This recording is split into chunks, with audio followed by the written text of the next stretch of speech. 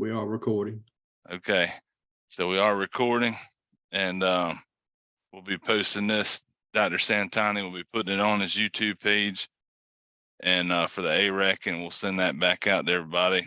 I put a few things in the chat before we got started. Two of them are links to our 2021 virtual field walks, as well as the Mid-Atlantic Strawberry School. If you haven't seen that, there's a lot of useful information in there, so I just want to share them again. Also had an uptick in people asking about pumpkin spray schedule. So the best we got, it hadn't been updated since 2022, but the pathologist didn't have a reason to. So anyhow, that's as well in your chat. So we're gonna go ahead and get started. We're pretty stoked to have Dr. Barclay Poling with us today, Professor Emeritus from NC State and Principal at Flavor First. And Barclay, do you want to introduce yourself and move right on into it? That do all right? Roy. And I'll go ahead and just start with that first slide. I think that we loaded up earlier, if you can. Yep, I gotta share my screen real quick. And just while we're getting that loaded, I appreciate your consideration, Roy, knowing that I go to bed at 8 o'clock, put me on first. Mighty good of you. I had a late afternoon snack, so I shouldn't go faint. Are y'all seeing anything except me? Coming through, does it? All right, I'm gonna share screen 2, and now I'm gonna do the slideshow.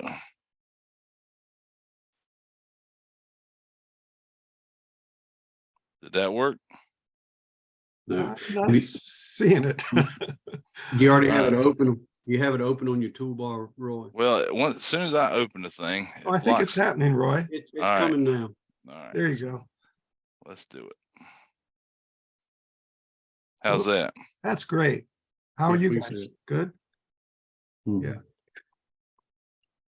Okay. Well, we're recording, and I'll proceed ahead. Thank you, Roy, for making me a part of this program. I really appreciate it. And I got the invitation, I think, in late July. Roy sent me a text, and it had a couple things about how he'd like me to speak for maybe 15 minutes and review the 22-23 season just passed, and touch on some of the work we did in North Carolina at Cottles. Also, he asked that I might visit with you all about the Ruby June plant supply situation. We had some pretty serious disruptions last year, and I suppose I have some better idea than most as to what's ahead for this upcoming season. And then would love to just talk to you all and answer any questions, concerns you might have about plant supply, varieties, and the like. So next slide there, Roy. If you can click it. Hey, good. Well, in the olden days, we used to drive to these meetings, and I've got to say, Roy, I love how you've really cut the driving time down for me quite a bit with this approach. At this time of year, I know David's with us, and he can remember heading maybe off to as many as 2 or 3 different locations, and not all of them nearby, in a given week in August to do the old pre-plant meetings. And I was going through some of the old files today, and this fell out, and it was really fascinating to me. I think this was the last year that the North Carolina Strawberry and Pick Your Own Association was called that, and that was in 1987. This came out of the archive.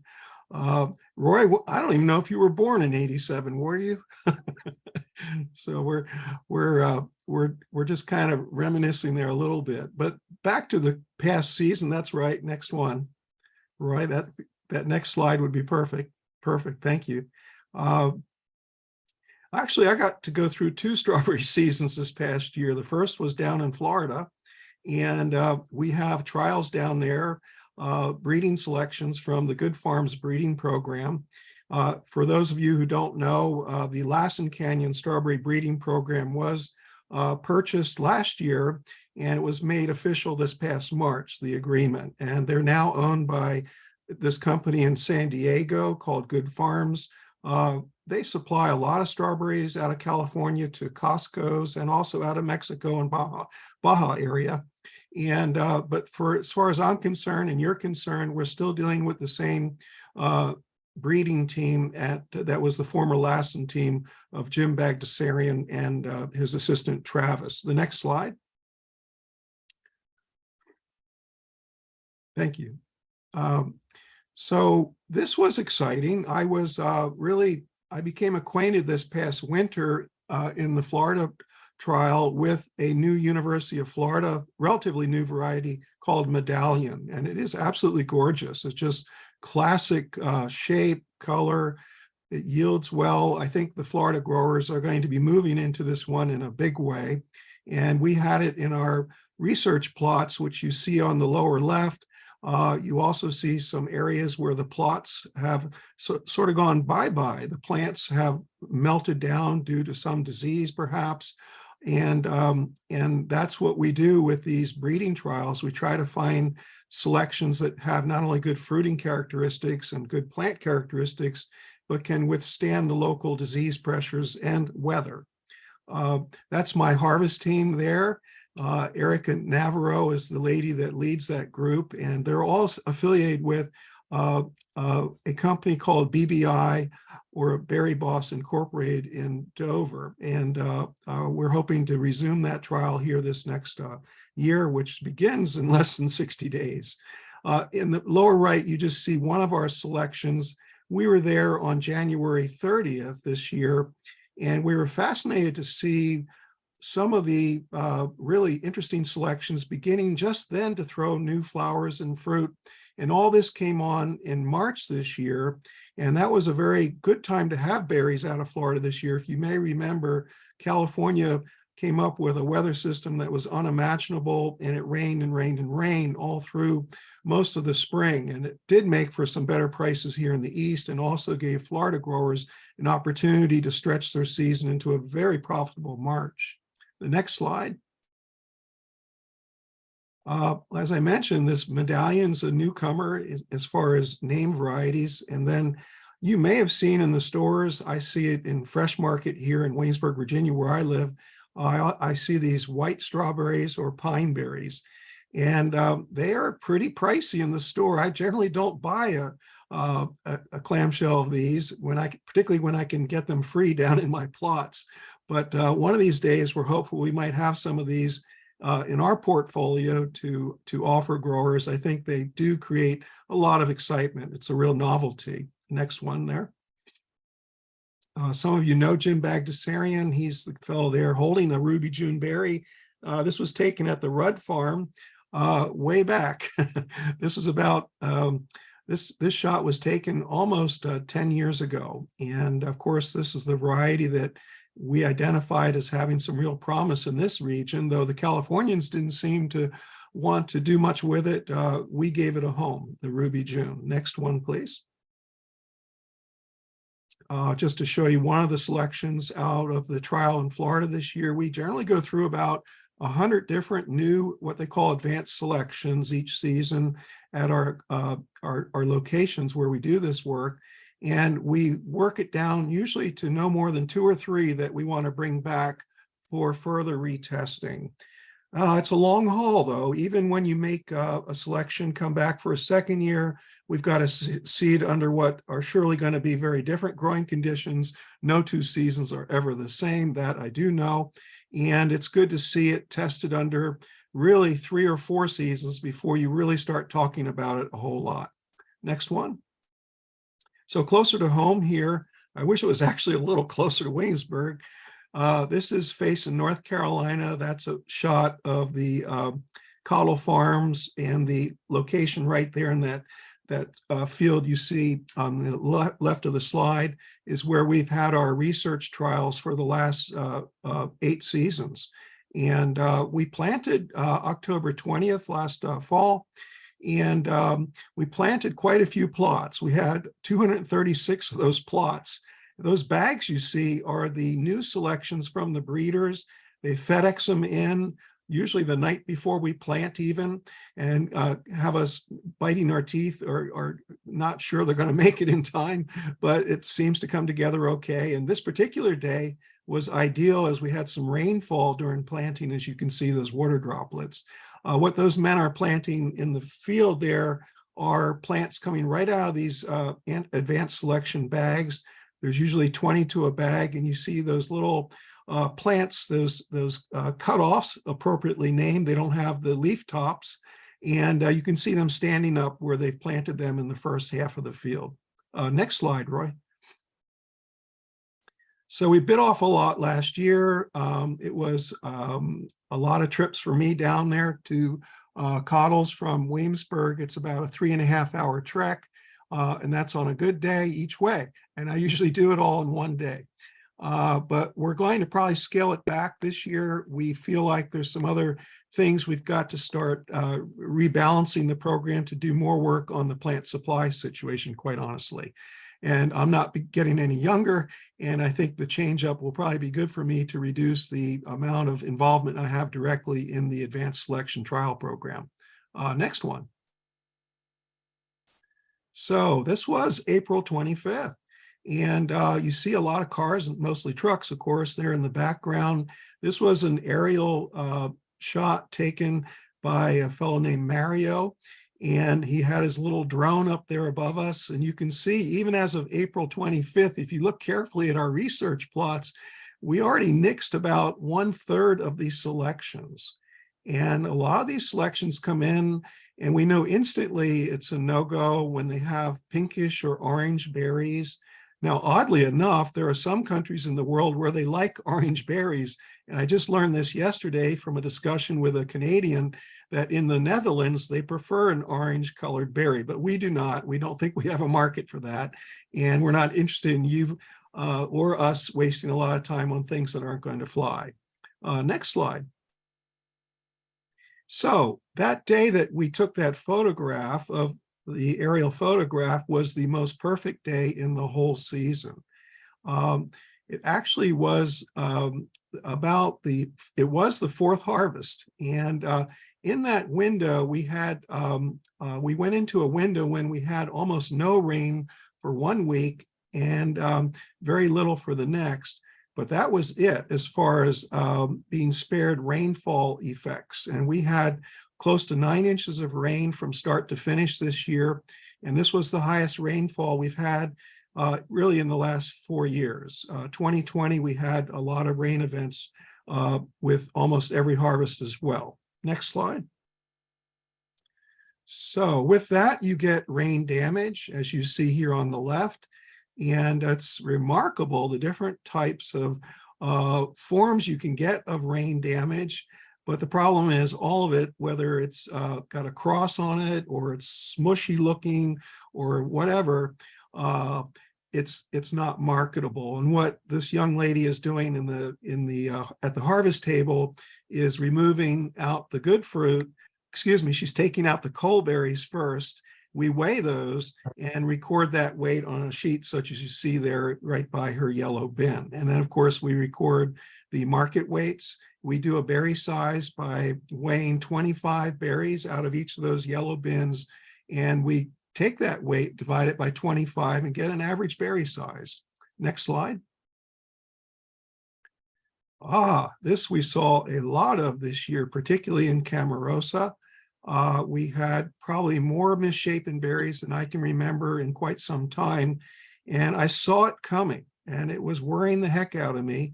But Ron Cottle and Whit Jones, who run the farm there, felt that with so many frosts in the forecasts each and every week from about, March 7th was when it started. We began to get forecasts for some very potentially threatening weather during bloom. We put the covers on, and guess what? We never got them off until March 22nd. That's a long stretch for a plant in bloom to try to set up fruit that's normal looking. That clearly is not. Next slide. So we have put in a recent newsletter that Gail came after me after the season and had me write an article. This table comes right out of that recent article in the newsletter the Virginia growers get. So you don't need to worry about how do you access this information. I just want to make a few quick points. The first is that the overall best yielding variety this year was Camarosa. It had an average yield of about 1.4 pounds. Next up to that was Miss Joe, which is a new one, which we're just finally beginning to see some daylight as far as getting plants of this one available. The folks in Arkansas are very eager to get this one because of their worries about rain.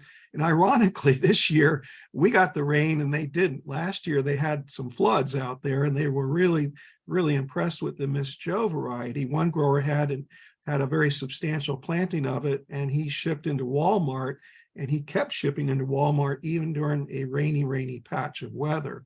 So we're interested in bringing this into, I guess, into our Eastern growers plantings more in the future, and we will start having plants of this in 2 years. But we do have experimental results with it that are promising. It has a good flavor. It's definitely comparable to Camarosa, and it did well this year with all this rain pressure. Of course, Ruby June is the third one there. It had an average yield of about 1.3 pounds per plant. The plugs actually did better in this case than the cutoffs of Ruby June. Then we had Fronteras, a new one we call 122 X08 and abbreviated as X08. And this is one that's getting an awful lot of attention right now because of its very desirable picking characteristics, its outstanding looking berries, and it appears to come in a later window than Ruby June, which might be very beneficial for growers. Some of you growers in more western areas, more mountainous areas maybe, deal with a lot of frost hazard, and we think a slightly later variety might be the ticket for growers in areas where Ruby June can be problematic. It is very early in its bloom. Finally, you see Ashley J. It is not a high yielding variety. It's very flavorful, but we're still working on trying to come up with some ideas to improve its yields. Now, the only other thing I say about this one slide is that over in the middle, you see a column percent culls, and look at those high percentages. And they basically reflect that we had a rainy season coupled with losses due to berries that were poorly shaped due to the pollination issue related to row covers being on continuously for almost 2 weeks during peak bloom. The Miss Joe cutoff was particularly impressive with only 9% cull fruit. Why don't we go on to the next slide there, Roy? This is a review, if you will, of how we did this year relative to, say, 2020, when we also had over 8 inches of rain and had a season that actually stretched almost the same calendar dates. But in that year, we captured a whole lot more marketable fruit than we did this year. Why this is, I'm still unclear. I've been reading up in different books on what causes plant stresses over the summer, and I still don't have a good lead on why we didn't really come up with a better outcome in terms of yields this year. But if you look back at the 2020 season, when we also had this rain pressure, the one thing I do know is we didn't have a row cover issue that season. In fact, we had almost a perfect spring weather pattern with very little frost. And we also had a very ideal, if you will, mid to late winter period in which we had some extremely mild temperatures. And this definitely was important in terms of, I think, increasing, as we often talk now about these growing degree day units. We definitely had some more warmth in that year, but it still doesn't fit together the pieces as well as I would like, because as I reviewed the growing degree day units from start to finish, the 2023 season and the 2020 season were identical. They both had about 800 growing degree days in both seasons. So I don't have that sorted out. We also had somewhat fewer culls for some reason in 2020 than this past spring. A berry size was just so-so this year. And so it was not a banner year in terms of the trial down there. Next one. We did take advantage of all those folks that came April 25th to do both the flavor testing as well as evaluate the overall appearance. We didn't want to complicate it. There were about 55 people that did a survey. We grew some special rows of each of these varieties just for the taste testing. So these did not come out of our plots. And it was really a good way that we did this because we had a large area to pick.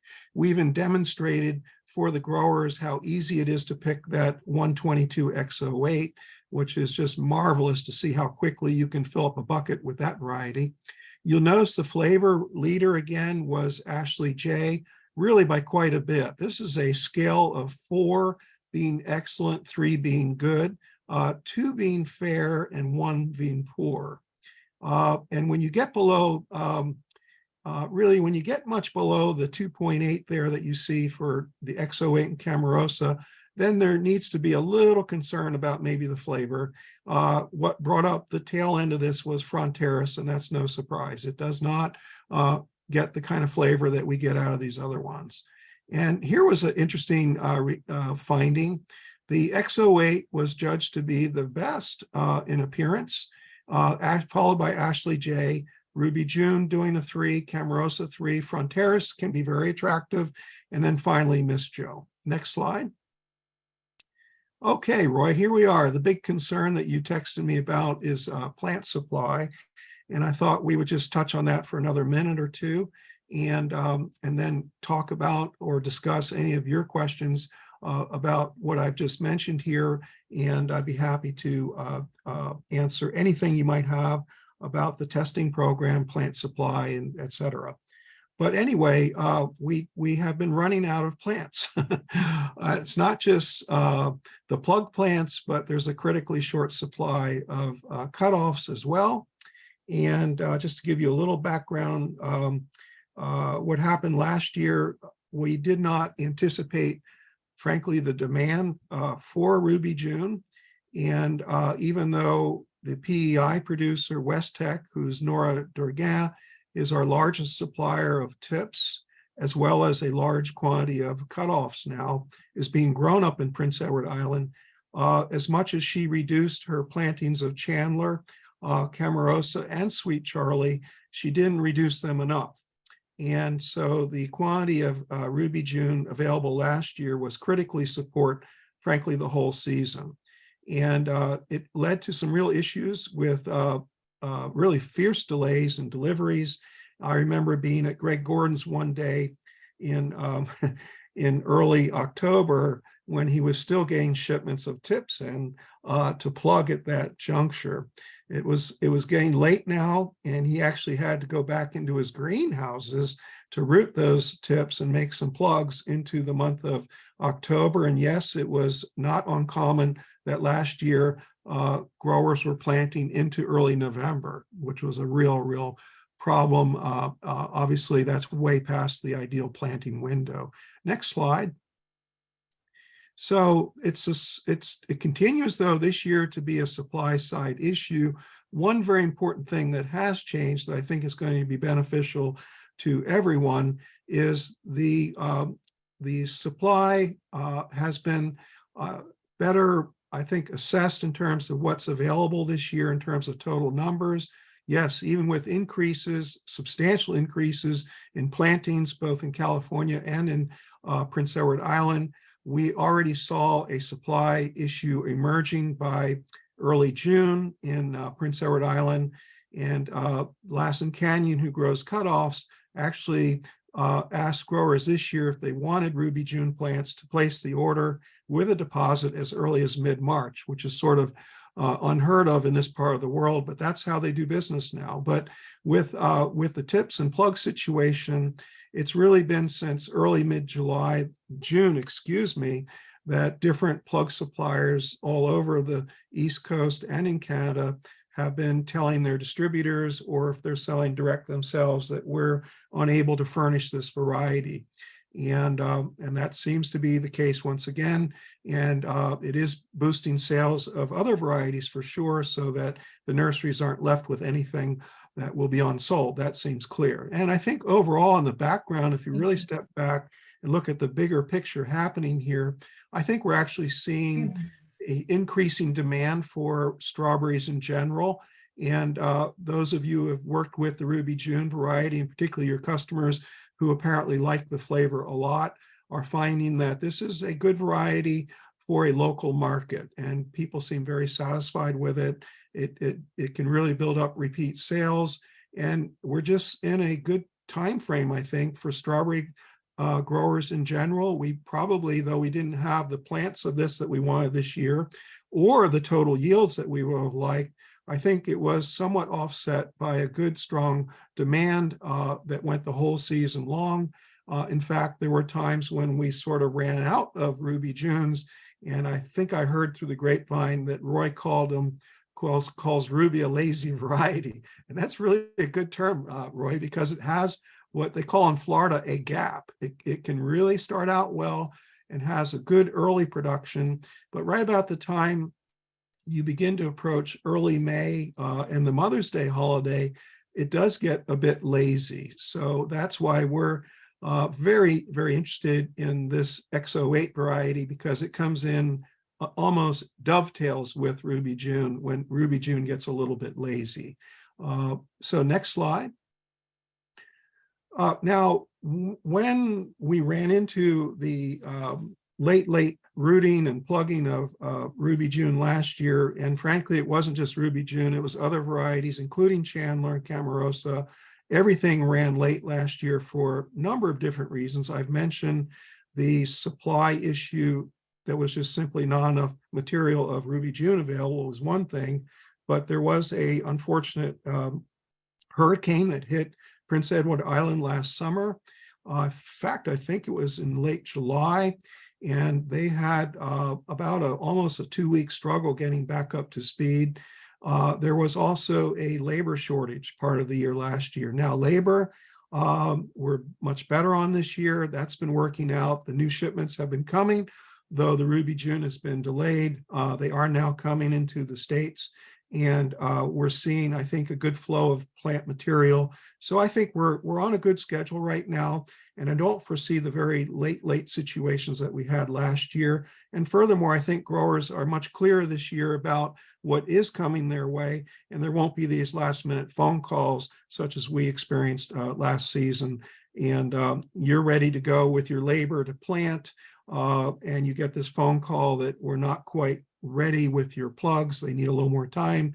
And oftentimes this got into as much as a 2-week delay, unfortunately, last year. Which brings me to this particular slide, Roy, and I'll be done. We had a real issue last year with many growers going in so much later than the normal planting window that we actually came up with a little leaflet. And if you go to the flavorfirst.com website, you can access these things. We now have a newsletter that goes out periodically. One went out for the November Expo meeting in Asheville. And what that one addressed was that on that last slide, which was basically several points that we think are really critical if you get into a bind and you're not able to stay within your planting window. We worked out some kind of rules of the road, if you will, that you need to be conscious of with late plantings. First, really basic, when you finally do get a read on when you're going to get some plants and plugs to plant, make sure you've got lots and lots of workers, because by this time, you really don't want to lose another day or two getting set up to plant. So clearly you want to have everything ready to go. We also think that, frankly, the hand transplanting is necessary, especially if the plugs are not fully rooted as much as they should be, and you're still going to try to get them in, of course, because the lateness. You do have the option of doing some hand transplanting of the plugs. They don't go through a water wheel very successfully. They will break apart, and then you're back. Then you've kind of put yourself in a really serious bind if they don't have a good root system to start with. Watering is awfully critical, no doubt. Ideally, you would have overhead for these plugs, especially if they're going in late and it's warm or hot. And you want to plant plan on running the system for a couple hours the first day, do it a second day for maybe an hour or two, and a third day again. You've perhaps seen this recommendation in the past. It works, and it's especially appropriate in late plantings. You don't want to be caught without your drip system being hooked up, because you may have to run it into the fall season, and it's very beneficial to keep excellent soil moisture all through the fall. This is one of the most important ones of all that we encountered. We had some mishaps, particularly some growers in Arkansas thought that maybe by putting covers on after they planted a couple weeks late, that they would enhance the plant growing conditions. What they did was make it extremely warm under the covers. These plants did not get, in one case, adequate moisture, and they wicked out. And the root systems dried out, the plants became desiccated, and they died.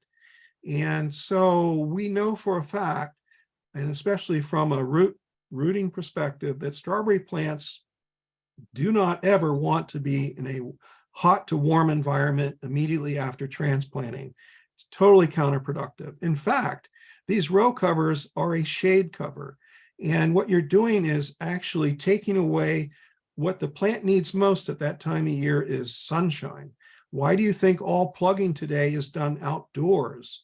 It used to be they would do it under a tobacco shed out from the direct sunlight. We learned over 30 years ago that's a big no-no.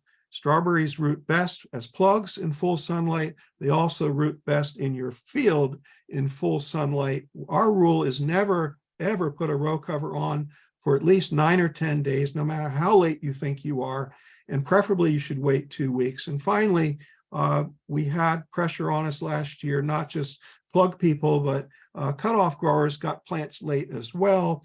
And so we've been working a lot with these later plantings. We don't like having to deal with this, but we're getting experience with it. And we do now know that row covers are very important, particularly as you cross into the last week of October in this region, speaking very generally here, into early November. That is a very good time to get row covers on this crop to help enhance some fall growth. So Roy, I think I've probably gotten into a little more of my time than 15 minutes, but happy to take some questions now, respond to anything you folks might want to bring up. All right, thank you, Barclay. And I couldn't find the unmute button, or I would have told you I was a teenager in 1987. Okay. But, so you were around.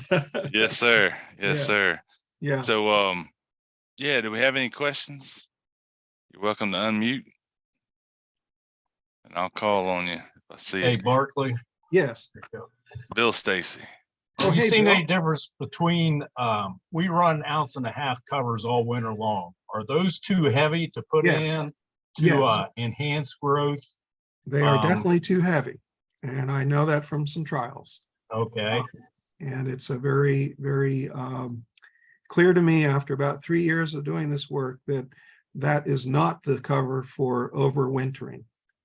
And I have reams and reams of weather information under the covers, out of the covers. I even have yield data, and it all points to that cover being too heavy. It's not a good cover for fall growth enhancement. It's just not a good cover from strawberry plant growth perspective, period. And you're fooling yourself if you think you're getting that much additional benefit during the frost period with that cover. You are not. Here's why. During the daytime hours, your covers play a very large influence on how well you build up heat during the day. Has a huge influence on how much protection you get that night. And guess what? These heavier covers do a relatively poor job of letting sunlight come through them. They're thicker, right? And so you're sort of blocking light with these covers, whereas a 1.25, which is really the overall, I guess, best choice because of practicality and durability, but that one actually allows more light in under the cover, which becomes that radiant energy coming through is warming your plasticulture beds and the soil beneath. and you actually build up a warmer temperature, if you will, in the soil under the mulch going into the night. It re-radiates at night, as you would expect. And guess what? The heat reservoir underneath the 1.25 is superior to the 1.5.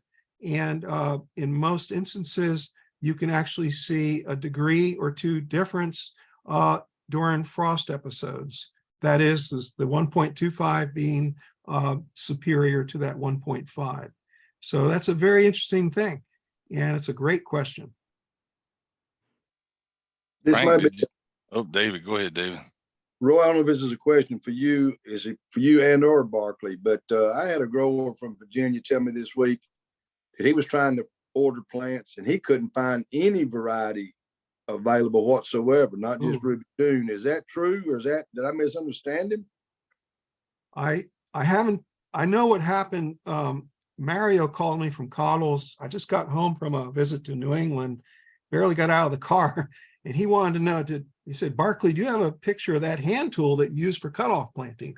Because right now we're diverting everybody into growing cutoffs. So I don't know, is this grower able to do cutoffs, David? I do not know the answer to that question. Yeah, the plug thing is pretty well exhausted, I'm pretty sure, unless you want to do like we have a grower out in Kentucky now. Some of you know him, Danny Van Meter. He comes to the expo in North Carolina. He is working on some ideas right now because of these problems with inadequate supplies of doing some later plantings of plugs this year, just to try to get some growers some decent varieties and plants for their spring season. Now, I would have never said this, what I'm going to say next, last year, because I would have said I don't have any experience enough to support a statement like this. But I'm going to tell you what, I think we came through this past year with all the different difficulties, particularly as they relate to late plantings, a whole lot better than I ever expected. And this is not a recommendation at all. We still want to try to get close to our plant windows. But what I'm beginning to feel like is maybe growers who are looking at critical shortage of fruit, basically, by not getting these plants in. And I'm not adverse to pushing them, frankly, with row covers in the off season. And the pushing part of this does involve one critical component, and boy, did we get a lesson on this one. If you're going to push into the fall, be careful about the situation like the one we just had come Christmas Eve, when we had the mercury just plummeted, and hardly any of these plug plants that have been pushed into all through November and then into early December, they had very inadequate hardening. They didn't even have a week of frosty nights, which is the minimum requirement. And they went into this devilish freeze, huge wind problem, caused all kinds of desiccation to the crop that was exposed. But what I didn't bank on was how phenomenal the row cover protection came through for us and kept these plants, even the tender ones, from going through really that much of a setback. And it comes down to keeping those covers on. If it means a grower's got to find some people to work with them through the night, as I know some of you did that Christmas Eve, to get covers back on due to those horrendous winds, it was worth it. And I think if there needs to be a mini school, Roy, on anything, it's probably on how to keep these covers pinned down more effectively, because if we see another situation like that again, it's the most critical variable in the whole game, is having a cover on during these midwinter freeze episodes. If you lose the cover and the plants are not hardened, you're going to lose the plants. So this year we came through a whole lot of different challenges, including that freeze. But what was the common ingredient in terms of turning the corner on this year's crop, I strongly feel, was having an effective row cover management system. And with that, we've got growers who are experimenting, not by design, but with later planting dates because they have no choice. So David, and maybe some of the others of you, if you are really eager to still locate some material, there are some pluggers that are going to take late tips out of Prince Edward Island and plug them. And it may not be the worst thing in the world. All right. So out of respect for other speakers, we're probably Yes. going to have to end with one more question Okay. and make it a short one. Yeah. I have one that's texted to me if nobody has one. All right. So the question was, can you expand why the Ruby Junes were lazier this year? And I don't know if you have an answer to that. I'm going to attempt one. The lazier Ruby Junes, Roy, were the cutoff plants. They seem to furnish us with a superb quality crop for the first third of the season. And then they went into, as I said, in Florida, they call these gaps.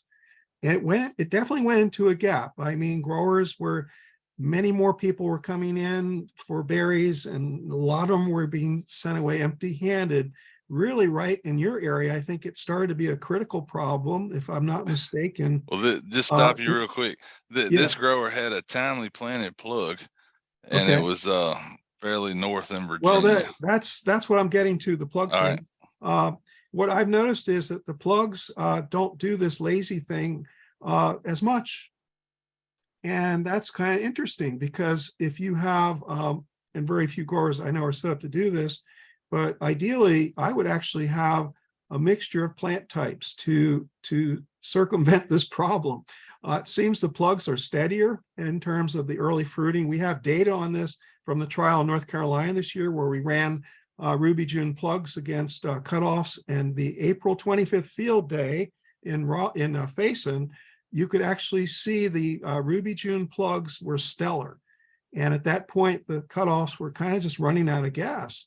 So the plug plant, I think, Roy, or to this person, is probably the better choice for dealing with that particular problem. The other one is quite simply, if you can get them, plant more plants.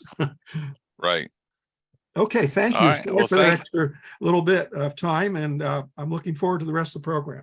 Yeah, if Barclay will stick around, we'll have more questions at the end. I know I'm sensitive of your bedtime, though. I'm getting close. Thank you. So next up, we've got Dr. Jayesh Samtani, Associate Professor and Small Fruit Extension Specialist. He's located here in Virginia Beach, and glad to have Jayesh on board. Take it away, Jayesh. Okay, good evening. Can you guys hear me okay? Yes, sir. Okay, yeah, really enjoyed your talk, Barclay. It's a wealth Thanks. of information as always. So I think, when you hear Barclay talk, you also probably realized he did touch upon the importance of varieties and diversification of varieties. So I'm glad that part is covered, because I'm not really going to talk a whole lot of that information during my here. What I was thinking I would do here, let's see, advance, yeah.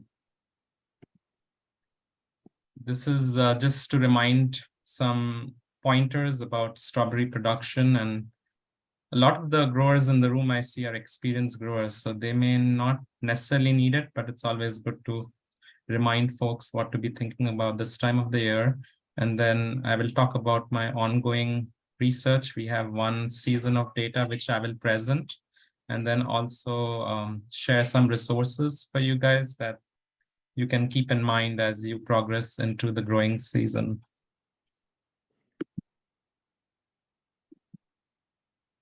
So just thinking broadly, just getting a text from Roy. Hold on. Is my screen advancing okay? Yeah, okay, good. Yeah, just thinking about, the broader site selection. If you're a new grower or a grower who's not quite sure if you are thinking correctly or have planned properly, I think orientation of the rows is really critical. You want to make sure that, your rows are oriented north to south if possible, because that would allow best utilization of natural sunlight, and you won't have one row of strawberry shadowing the other during certain parts of the day. So you're going to get most uniform growth with the north-south orientation.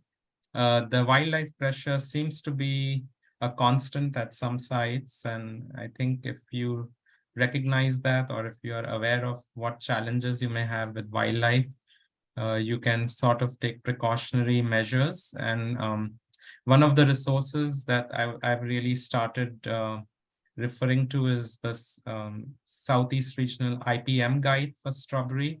It's available on smallfruits.org, and I have the link to that towards the end of my presentation. But that guide is now also recognizing that beyond the insects and diseases and weeds and nematodes, there are now larger mammals that we need to understand how to deter them from strawberry crop production. So just keep that in mind as you think about the upcoming season. And then with, constant cold threats where we are located in our part of the country, I think the importance of windbreaks becomes critical to be thinking about, because just having these, evergreen trees on the north end, as well as, if possible, also on the west end of your site, can really provide a whole lot of protection that you may not think that it is valuable. But, when these temperatures, like we had that Arctic freeze last season, and the temperatures can really go quite a bit up with the presence of these trees. But also keep in mind, you don't want to get too close to the trees, because if you do that, then the trees are going to shadow some of your strawberry plants. So you want to keep at least a height and a half distance away from the maximum height of the tree surrounding the strawberry plot. And then there is a whole lot. If you look at the figure, there's some couple of advantages also listed. So I won't necessarily go through all of them for the sake of time. Soil is really important. And I think most growers again recognize that pH for soil, strawberry production, ideal pH is 6 to 6.2. You do want a little bit of a slope if possible, if your site allows to facilitate drainage. And this is not so much of a threat on the East Coast, but verticillium wilt on the West Coast can be a problem with strawberry. And it also shows presence with some of the solanaceous crops. So just something to keep in mind. I wouldn't worry about it as much on the East Coast.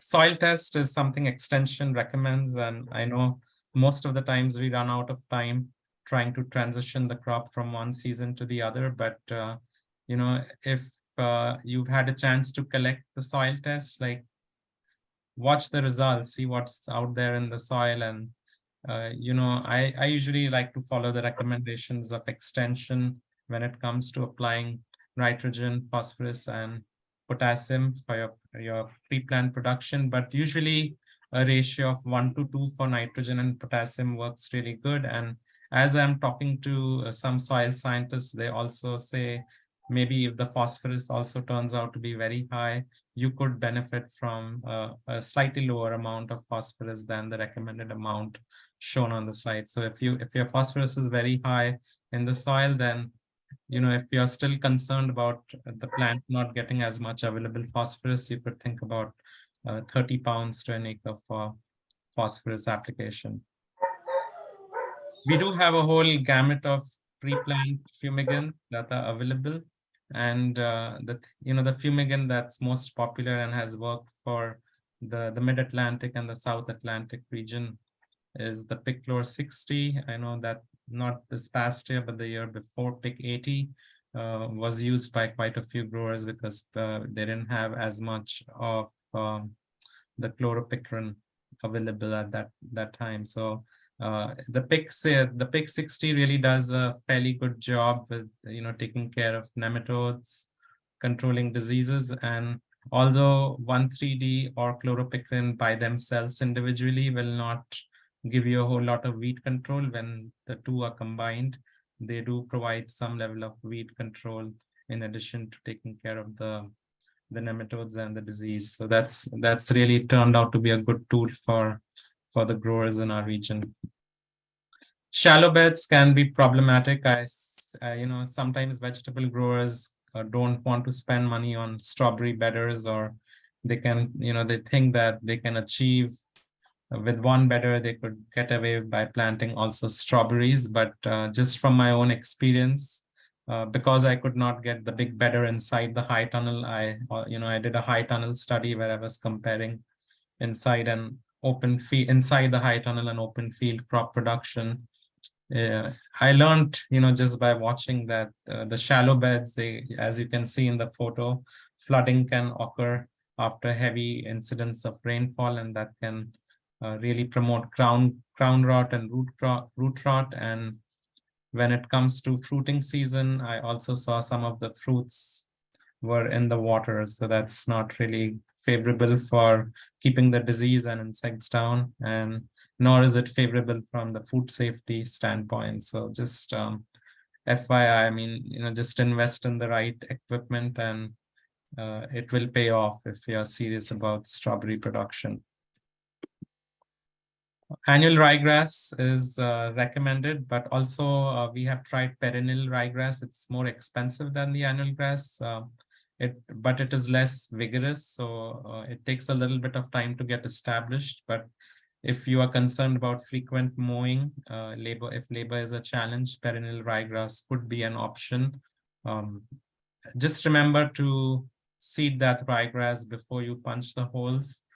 Otherwise, you may run into seeing these, visiting grasses aside your strawberry plant. And the good thing is, because it's a grass, they can still be controlled relatively easier, but just the common sense practice would be to punch your holes before you, after you seed your ryegrass. This is plant spacing in general, how many plants you can expect depending on plant to plant spacing. So again, 14 inches, I see a lot of growers use 14-inch and pick your own farms, but some of the varieties like Albion and maybe Camino Real may be okay with 12 inches if you want to optimize your yield on a per acre basis, because these varieties are fairly compact relative to some of the other varieties, and you can pack them a little bit tighter. You don't want to go any less than 12 inches because we do have humid conditions here, and that might favor disease again and build up insect pressure as well, perhaps, as because climate is changing now. So typically in Virginia, at least, we don't see a threat with that many insects on strawberry, but that may change with changing climate patterns. Planting depth also very important, and I cannot really stop talking about planting at the right depth, making sure that the ground does not get too deep below the soil profile, because that might again promote some diseases. And also the crown has to expend a lot more energy because it's below the soils to push up the above ground paths. And of course, as growers, we are most interested in the above ground paths for the strawberry plant. And then you don't want to plant too shallow, because that will cause the risk of the plant drying up during the time of establishment, and also the threat of being exposed to colder environment during winter, as well as potentially during spring season as well. So here's a slide that I compiled, again, reading through the North Carolina strawberry production manual with the crown and the branch. The optimal growth will happen for these above an average temperature of 50°F. You want 5 to 6 crowns by the fruiting season, and that may vary a little bit with the varieties. Some varieties that are less vigorous would be okay with fewer number of crowns. But one good thing about the guide that I like is it talks about what to expect during the establishment phase, because a lot of growers can get concerned if their plants are getting established or not. So basically, you want to see a new leaf per week, every week that you have planted or transplanted into your field. And then for the root, they can handle a little bit lower temperature, so a little average temperature of 45°F and above is good for root establishment. So during that establishment phase, you want to make sure that you're not stressing the plant out, and watering becomes critical during that time. Here's an activity list that I put together, and this is for hardiness zone 7, USDA hardiness zone 7. And I'm hoping that most of you are on track. yeah, so just something to keep in mind. And if you're running late, I would say, just try to play catch up as much as you can. And, don't hesitate to get in touch with your extension agent as well as specialists to see how we can facilitate kind of, your progress through your upcoming strawberry season. Just want to talk about some research studies that we conducted this past season.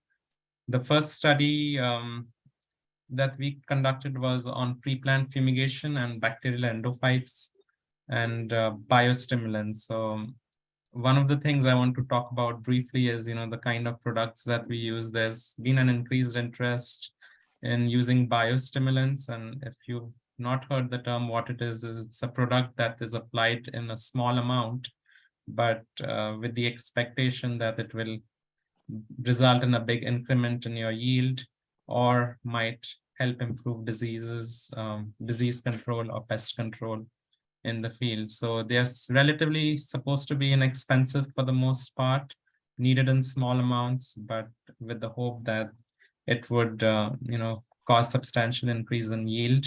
And bacterial endophytes is one set of biostimulants that we looked at, in addition to some of the pre-plant fumigation treatments. So this is part of my graduate students' work that I'm presenting. So one of the products that we used was a mix of different bacillus species, which is supposed to be, improve uptake of nutrients in the plant body.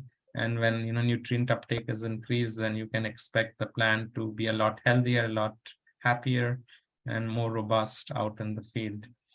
So one of the products that we used was TerraGrow. Oxidate is another product that is manufactured also by BioSafe. It's the same company that manufactures TerraGrow. And this is mostly a disinfectant. It's supposed to kill some of the disease-causing microbes. Or really, I think, it's supposed to sanitize your soil. So even the beneficial microbes could get damaged. But the idea is that you sterilize your soil and then you plant your plants after soil sterilization.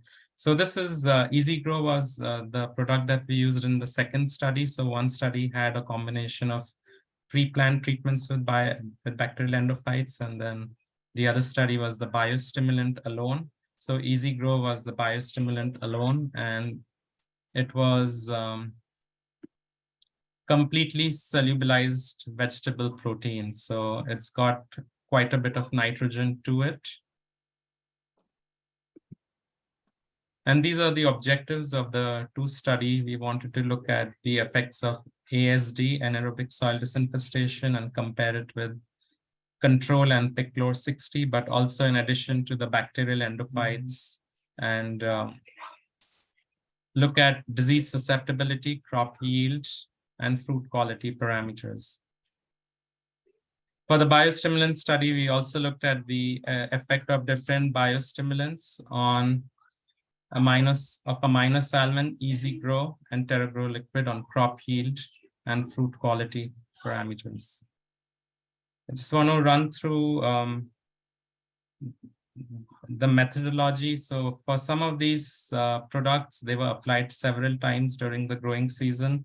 And here's what you can see is the dates of the Oxidate 5 was applied at 5 different dates during the growing season. You can see first application was made on 20th of October. The last application was made on 10th of May. And then TerraGrow also followed the similar application because these were applied together in the same plot. For the Bacillus valezensis, there were 4 applications made. 2 during the fall season and 2 during the spring. So this is just a panoramic view. And what we had is the main plots. They were either control, they were either ASD, anaerobic soil disinfested plots, or they were fumigated, and then they had these different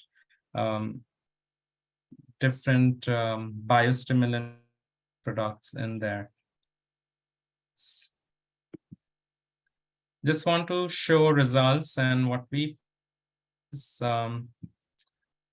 didn't really see a big difference between the non-treated and the fumigated plot, but we did see that with ASD, the yields were lower this year relative to, and so if you see the C, I don't know if you guys can see the C there because it's kind of hidden here, but yeah, it's on the lower left. You see the C and then pick an ASD. So C is for control, P is for pick, chlor, and ASD on the right. So you can see the yields for ASD in all the different subplots were the lowest.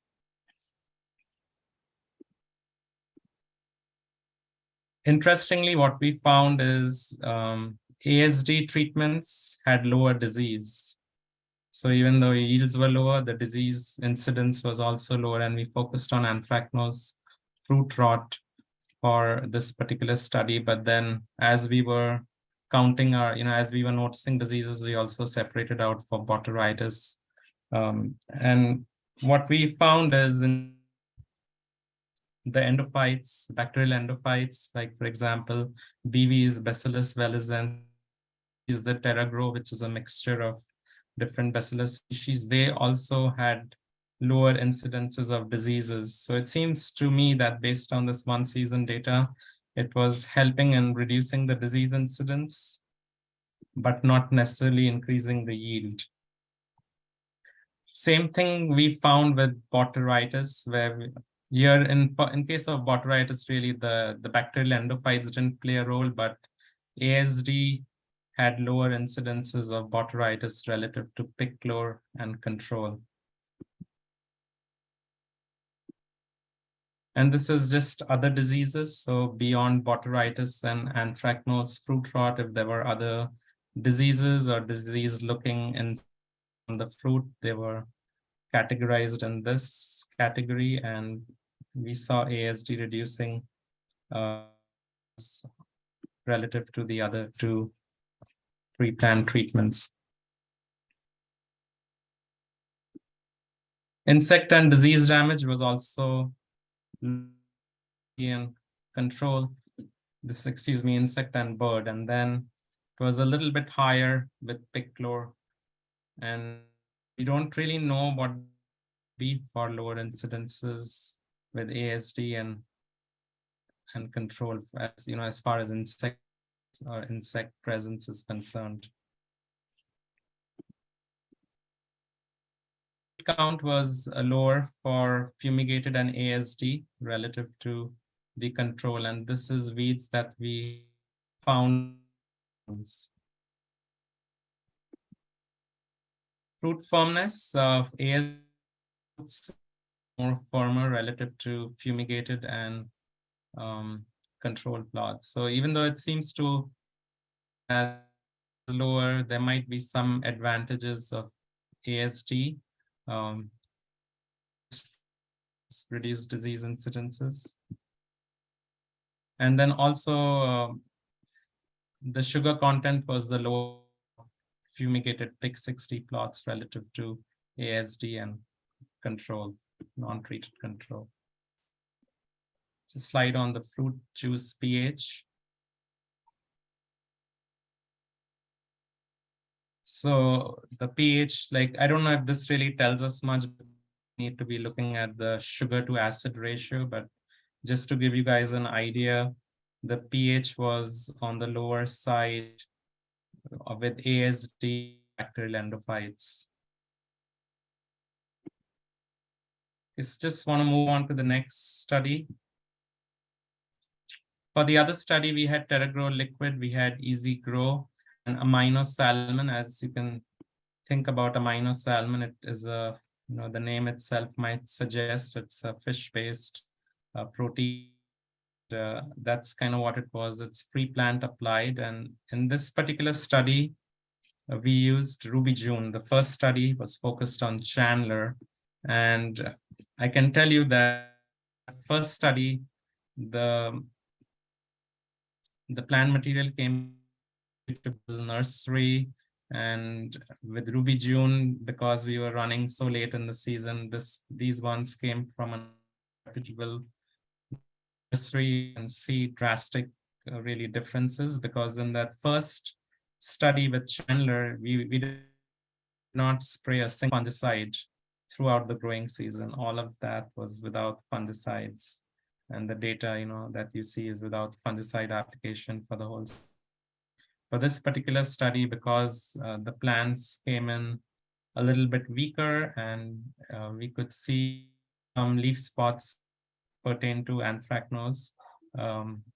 We did see quite a bit of anthracnose in this study, and we had up with the spray regimen for anthracnose control throughout the season.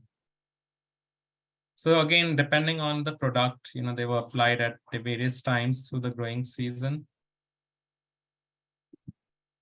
And with the biostimulant study, we didn't really see any differences. So we did not fumigate here. Non-treated control was our check. And the reason why I did that is because a lot of the literature that we read is that the plants will respond best to these biostimulants when they are under stressed conditions. And I'm just like shaking my head and thinking if I'm going to make any extension recommendations, I cannot ask a grower to stress the plant. They're not really going to do that if they know how to grow stuff properly.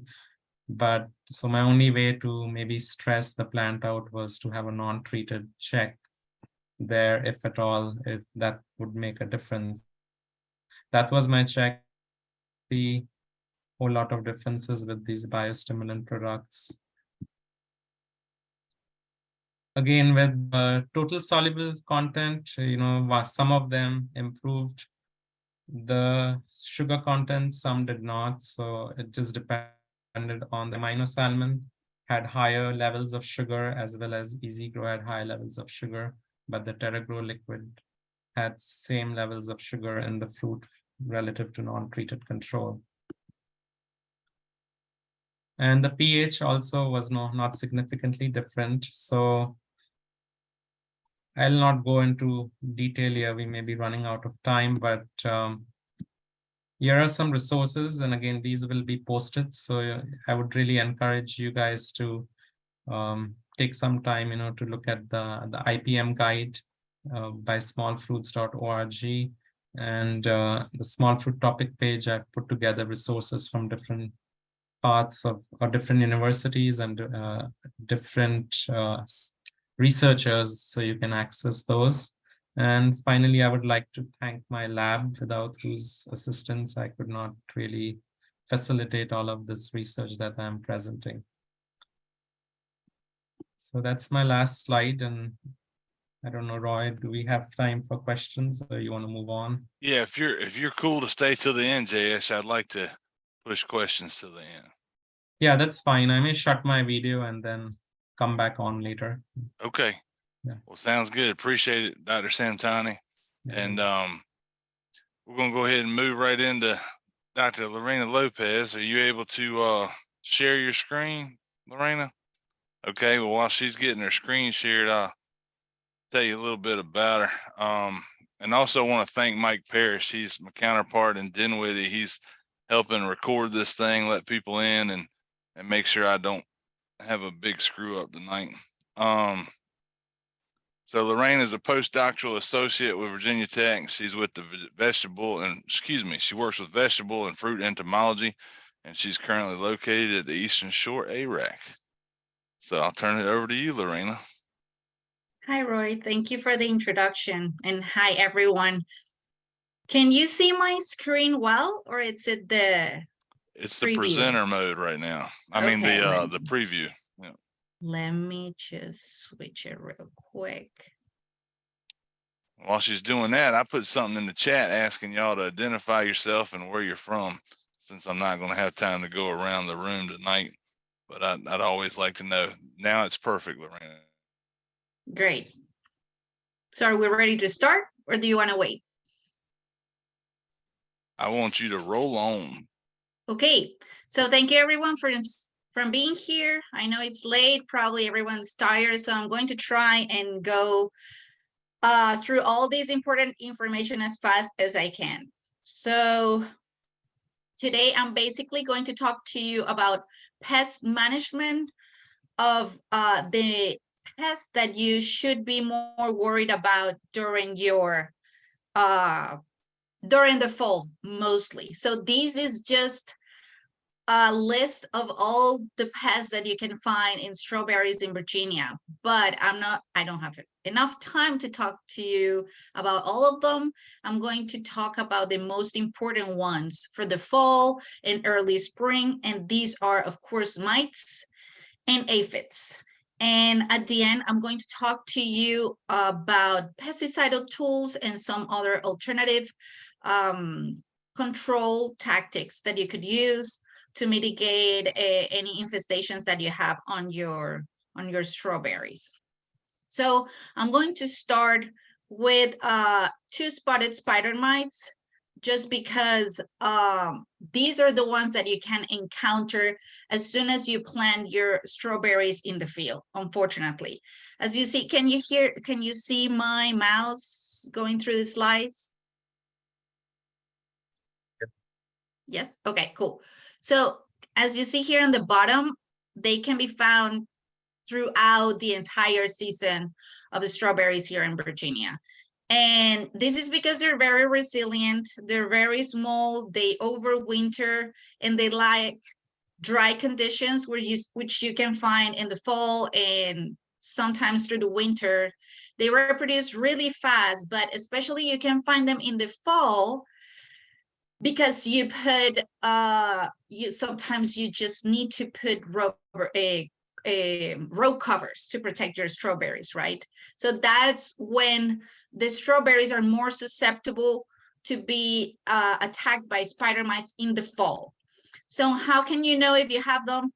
So they usually cause this stippling pattern on the leaves. They start establishing on the edges of the leaves. As you see here, this yellow pattern, is spider mite injury. It starts being white and then it turns yellowish. That's a sign of spider mite feeding on those leaves.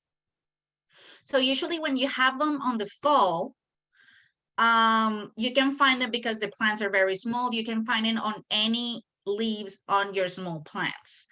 And because it's far from the harvest time, the plants can tolerate a little bit more numbers of spider mites. That doesn't mean that you don't need to keep an eye on them.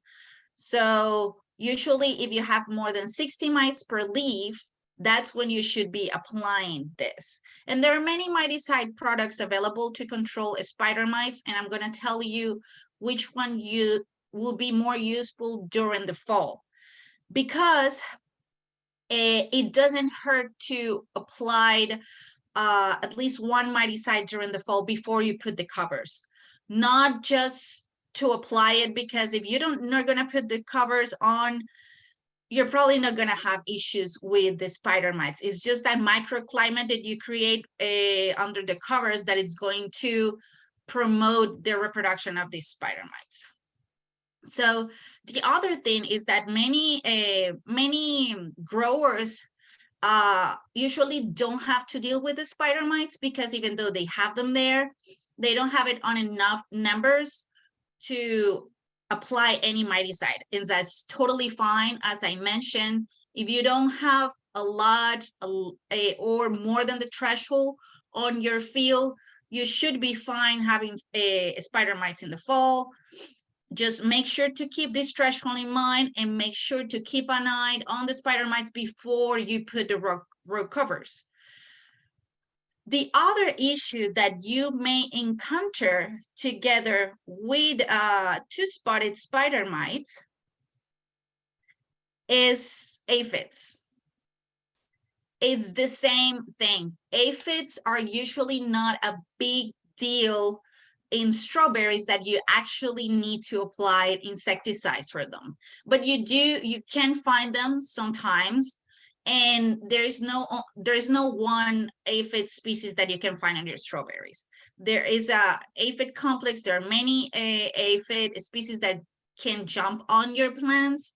So as long as you know how to identify or how to detect that you have aphids, you will be safe to know what products you could use to kill this. Now, the other thing is that they have two different forms. You can find alate aphids, like you see here on the top, which are the adults that fly and they colonize other plants or other fields. And then we have the wingless aphids. Those are, again, aphids. They may be from the same species, but there are just two forms, and they just stayed on the plants.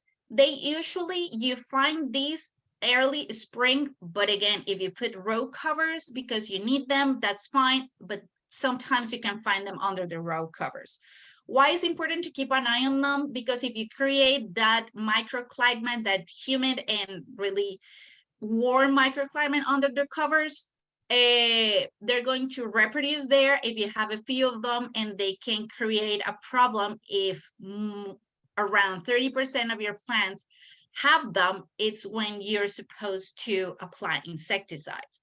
When they get of high densities on your plant tissue, they will start to cause problems on your plants, like malformation, like stunting, and also your you can have issues with your buds early in spring if you have a lot of aphids.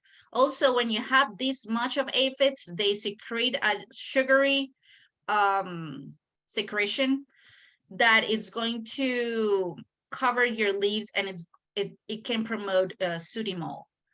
So again, usually when you have 30% of your plants with this, that's the with aphids like this, that's the threshold for you to apply insecticides. The thing with aphids, it's like they usually establish inside the crown. Again, when your plants are small, it's easy to monitor, but then in the smaller leaves, like you see here, is when you usually start seeing the aphids. And as you see here, these are row covers in winter that were removed, and they were having a lot of fun under those covers. So make sure to monitor the inside of the plants before you put the row covers, so you know what you have before you put them, and you know you can decide if you need to apply any insecticides or any miticides. Not most, but a lot of the insecticides that are labeled for aphids are pyrethroids. Unfortunately, these pyrethroids can cause a lot of negative effects on other organisms that you have there, and also because it's been so much used against aphids, now they can have an effect on aphids. Instead of killing them, they can be exacerbating the problem and causing that they reproduce more. This has been reported with these pyrethroids, and as I mentioned, they could be killing a lot more than just the aphids that you want to kill. And these guys here can help you in spring when all these other pests are starting to establish it, so you may as well just keep them around. Okay, so cyclamen mites are another issue that you can have, but these ones are usually fine, are usually identified and found the damage on the spring. It is important, though, for you to consider this and think about cyclamen mites since the fall, because usually if you have cyclamen mites, or if you had in the past cyclamen mites, it usually comes from the nursery. So I want you to talk with your peers, with other growers, with representatives and everyone, to make sure that when you're getting your plant material, you are guaranteed that they don't have cyclamen mites. Just like you're checking for diseases, when you're getting your plants, you need to think about not having cyclamen mites, because we've had issues here in the area with cyclamen mite infestations, very severe. So make sure to make the decision, and also to check your plants when you get them, if it's possible. I know your plants are small, but there are ways in which you can collect tiny of these leaves and send them to me, or send them to an ID lab where they can check for mites, for cyclamen mites, because they are usually not seen with the naked eye, and they're very, very small. As I mentioned here in the bottom, they can be seen on March, but if you see them in March, they have been there since the nursery. I can secure you that. Yes, they can move from one crop to the other, but they don't move that far. It has been demonstrated that the origin is nurseries. The thing is that in spring, when you see the symptoms, already large populations of these mites are established on your plants, and it's going to be more problematic. So as you see here on the top, these are signs of cyclamen mite infestations. Probably this plant has a very large population of mites. And even though you see the plants around that they look fine, they probably already have cyclamen mites. It's just that the damage, the population is not large enough to cause that damage.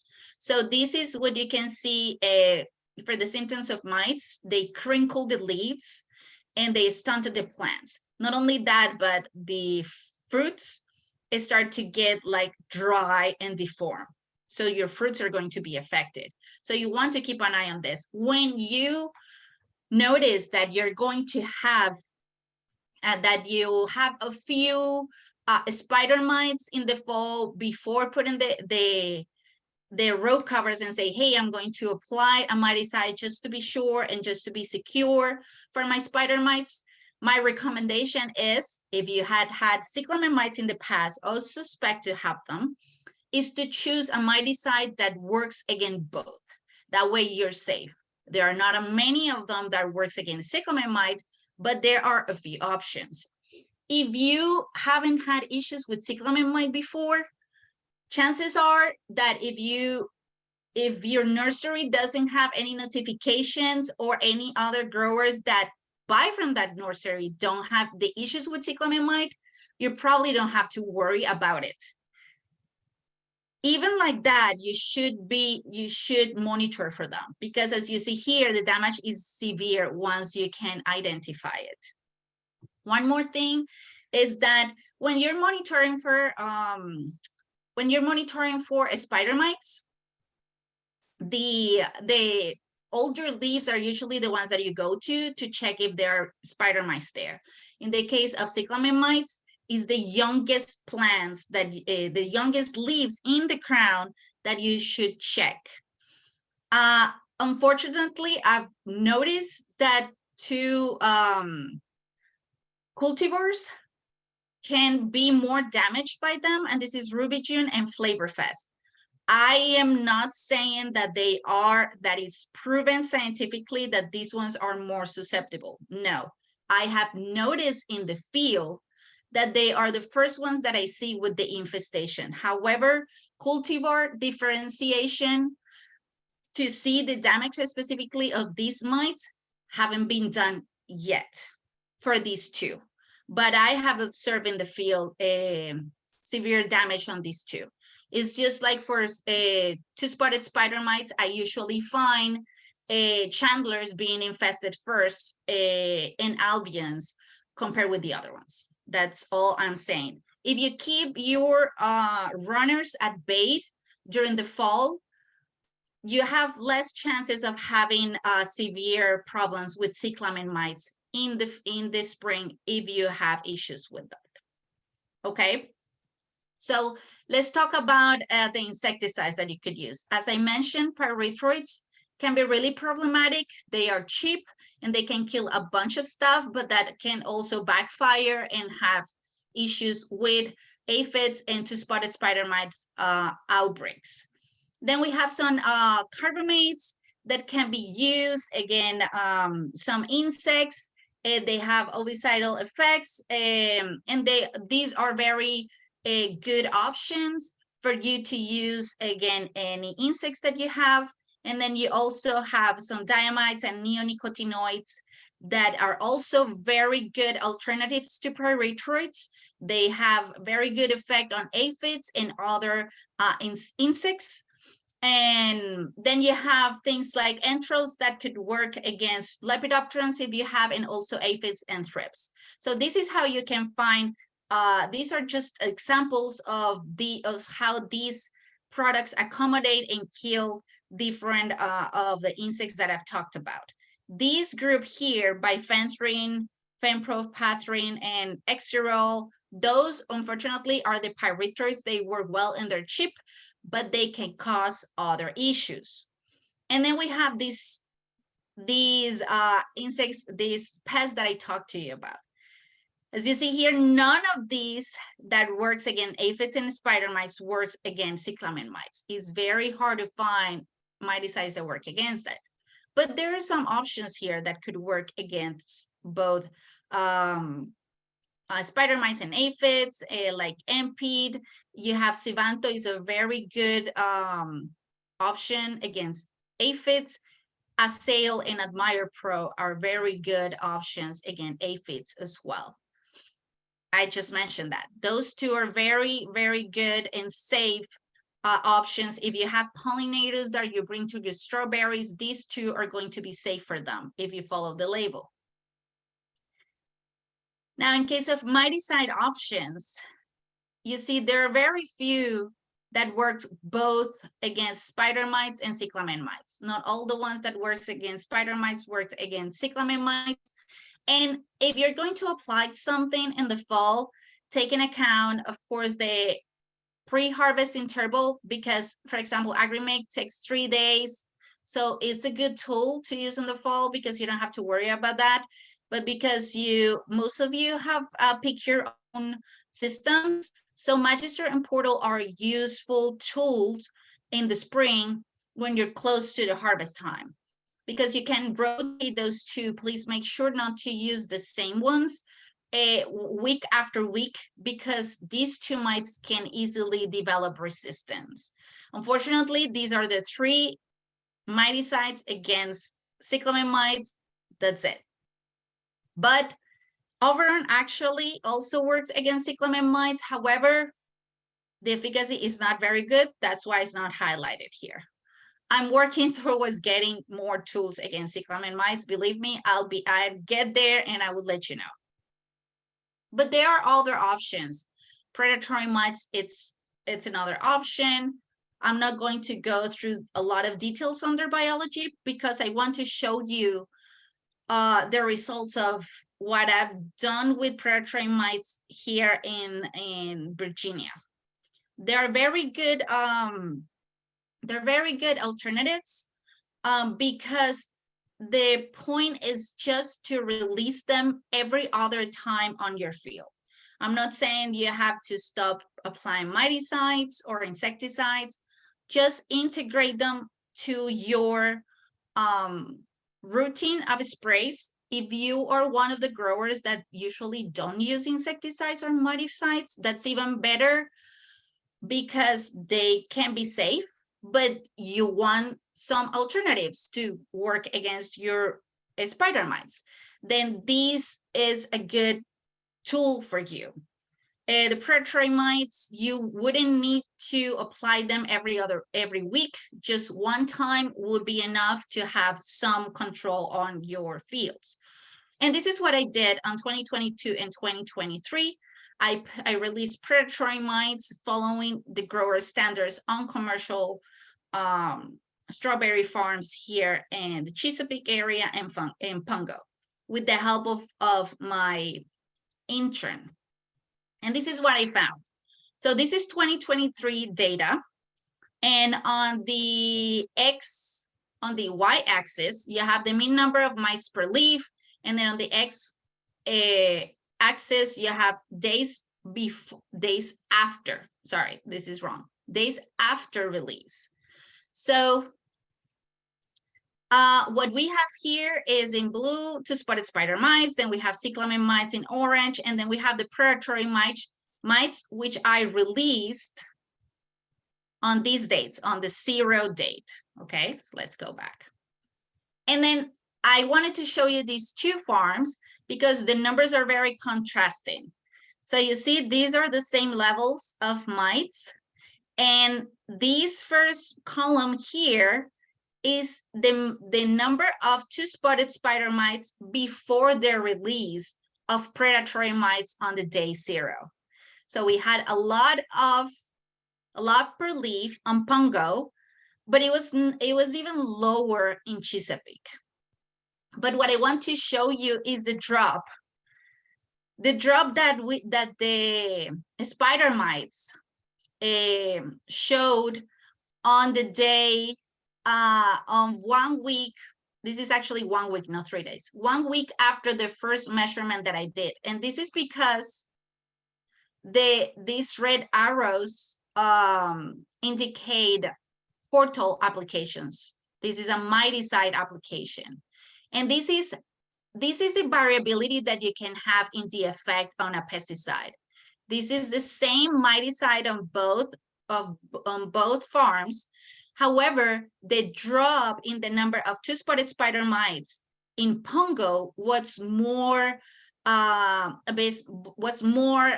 significant compared to the one in Chesapeake. It could be because of a lot of factors, because of the size of the plants, because of the wind speed, because of a lot of things, because it's the same grade, it's the same insecticides, it's the same person applying, the same equipment applying that, not the same person. But also, we can see that even before I released the predatory mites, which was in day 0, there were already predatory mites in the field, especially in Pungo. This makes sense because in Pungo, they were more two-spotted spider mites. So they were attracted because of these two-spotted spider mites. So this was a more significant drop, but probably this number of predatory mites also have an effect on the two-spotted spider mites and on this decline from 1 week to the other.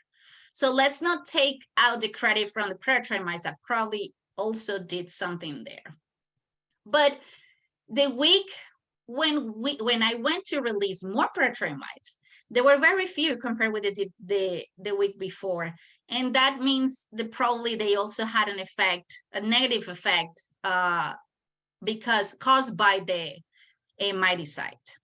But we put some new predatory mites here, and then 3 days after that, we see a few of them. These may look like low, but having a few mites per leaf, that it's enough for you to have an effect on the two-spotted spider mites. Okay, so what I want you to take out from here is that this could be a synergistic effect between miticides and predatory mites. Also, that the situations between different farms, between two farms, may be very different, even when you have very similar practices. Okay, the other thing is that the cyclamen mites in yellow were notably higher in the Chesapeake area. Okay, but in the Chesapeake area, they drop slowly through time. And this is where we have more predatory mites in gray, maintained through the low numbers, but maintained through time. Whereas in Pungo, they were increasing at the end of the season. And we could see that. I saw at the beginning, well, not at the beginning, but I saw in April, a lot of plants in Chesapeake severely damaged by cyclamen mites. And then the plants started recovering over time because they can recover from cyclamen mite damage. It was the other way around in Pungo. I didn't see any symptoms early in April, but then you can see severely damaged plants on the end of May. So just taking account that all these interactions are happening in your field, and that predatory mites, even though they look like they don't do much, just being there in a few numbers can cause a significant effect on your fields. Okay, so I just wanna let you know that if you've ever interested on having on trying these new tactics. If you think that it could be useful for you, let me know and I can give you resources or help you put together a plan for you to utilize these methods. And you can, of course, integrate them with all other tactics that you use in your cultivation for your strawberries. Monitoring, I always remind you, please keep in mind monitoring and be prepared. Having various miticide options in your field is the best against all these mites. Rotation, always keep it in mind. Keep a closely looking after your Chandlers and Albions for spider mites and Rubigens and Flavor Fest for cyclamen mites. And aphids, keep always looking before your row covers in the fall, especially. And with that, thank you. And I'll be at the end for questions. All righty. Thank you, Dr. Lopez. Appreciate that. So we're going to be rolling right on into our next speaker, Dr. Natalia Perez. Are you able to share your screen all right, Natalia, or do I need to? Yeah, let me try. All righty. So Natalia, she's a professor of plant pathology coming to us from the University of Florida. And glad to have her on. No,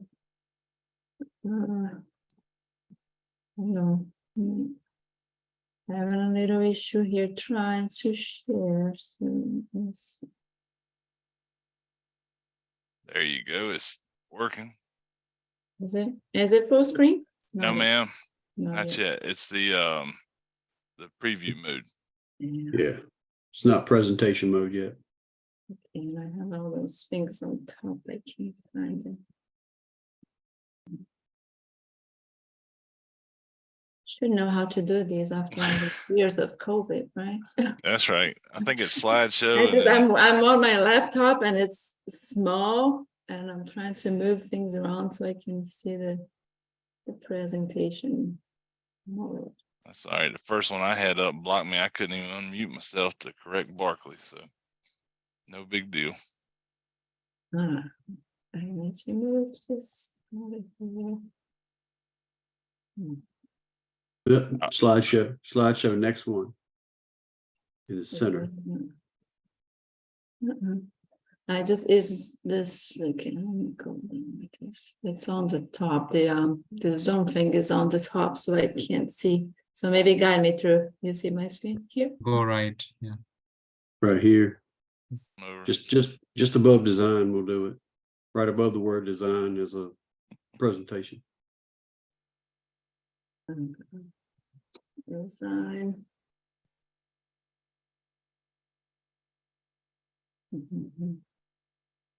While she's finding this, I put another note in the chat saying if you want to make sure you get this Zoom, email my administrative assistant to get the recording link once it's posted. Okay, I think I got it. All right, you stopped sharing, so can you? Oh, did I? Yes, ma'am.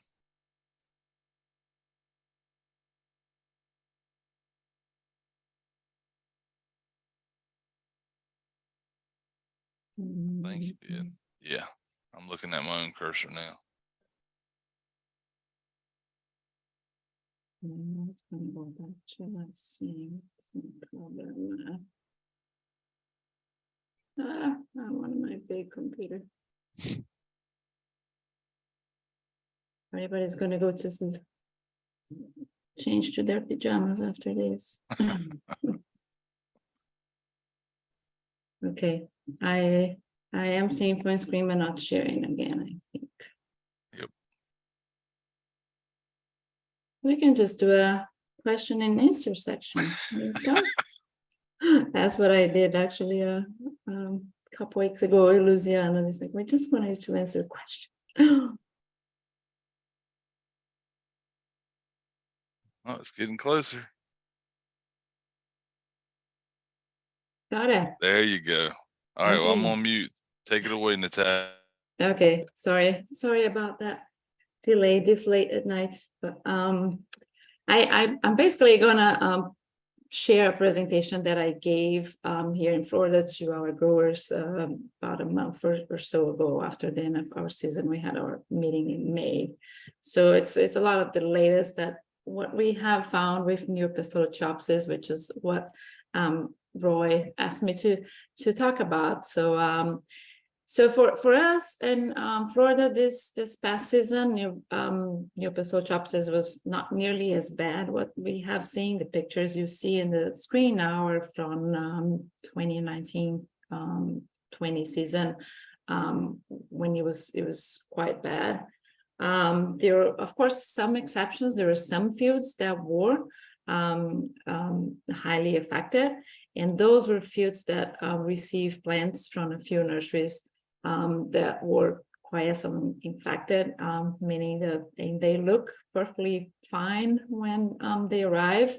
They were blood plants, and they were planted. And at the beginning of our season in November, we did have a tropical storm, and when it was stayed wet for a few days after that, and after that storm, those plants that were infected did have a significant problem. But other than that, it was a pretty mild season for us, which is good. Gave us our growers a little break, and this is what I told them during our meeting here, is that we, as much as we like to think it's something that we're doing right, and I do think we have learned a lot about these. I think the best thing we really have was good weather. The weather was after that tropical storm in November. It was a pretty dry season for Florida standards. And I always talk to them about our disease triangle. And if we don't have an environment that's favorable for the disease, we will not have a significant disease problem. So, and this is what I think we have been blessed with in the past 3 seasons, actually, in Florida. We have had the influence of La Nina, which for us in Florida, I don't know about Virginia, where, and I see actually on the chat there are growers from other areas in addition to Virginia. But at least here in Florida, we have usually a strong influence of the Enzo seasons, and December, January, and February, it's with the La Nina, it's usually warmer and drier, and that's pretty much, it was actually not that much warmer this past season, but it was definitely drier than we are used to. But and we know with data we have from other diseases, and here we're looking at data for anthracnose and looking at the past 3 La Nina seasons, that it is not as favorable for disease. What you see here is like screenshots from our strawberry advisory system, where you can see in November, the early part of the season, we still had some storms and conditions that were conducive. But after that, December, January, February, the rest of the season were pretty dry, and we barely had any days where conditions were conducive for, or highly conducive for disease, like we did in November. But that is about to change, and I did want to get them prepared for our next season, where it's very likely we're going to have an influence of El Nino, which is the opposite. It usually brings cooler and wetter weather in December, January, February. So looking back, that's the last season that we had a significant issue. It was under influence of El Nino. So we were trying to get prepared for what is to come as much as we can.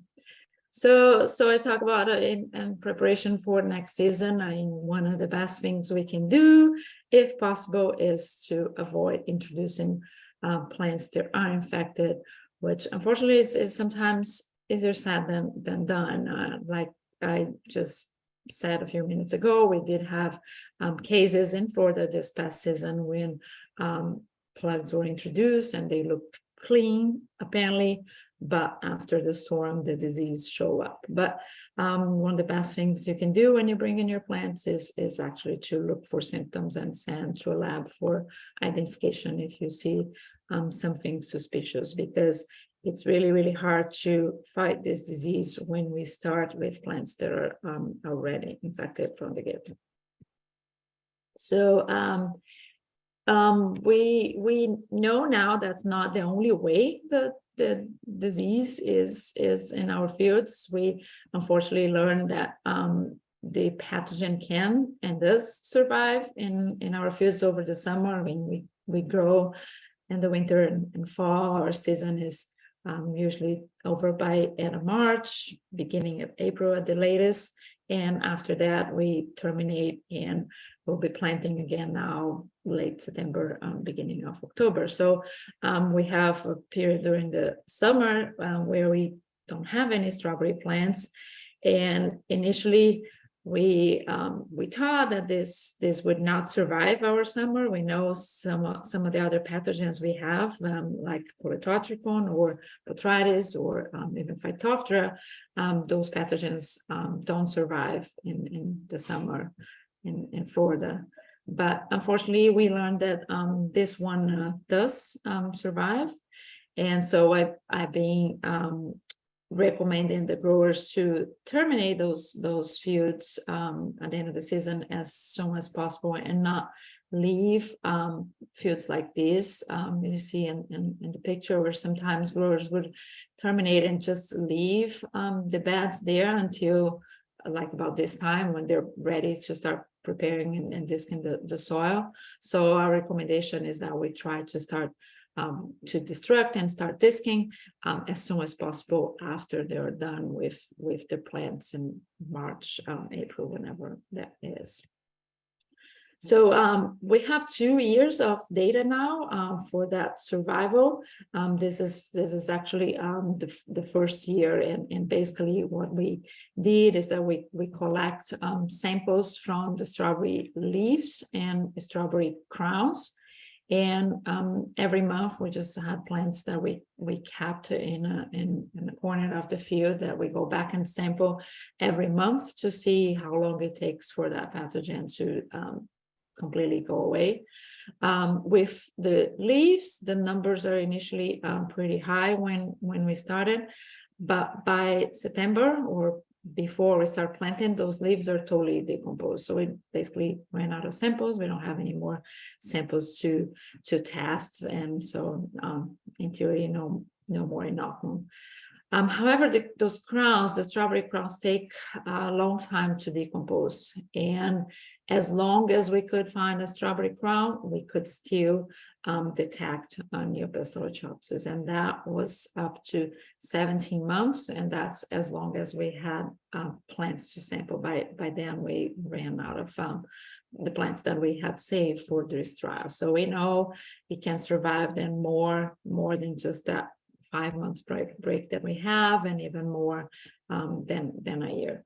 So if you want to do rotation and not go back to that same field after you have this, is likely going to be at least a 3-year rotation before you can kind of go back safely to the same field. So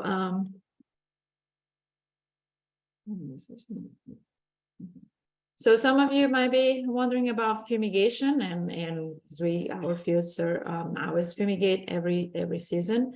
And here is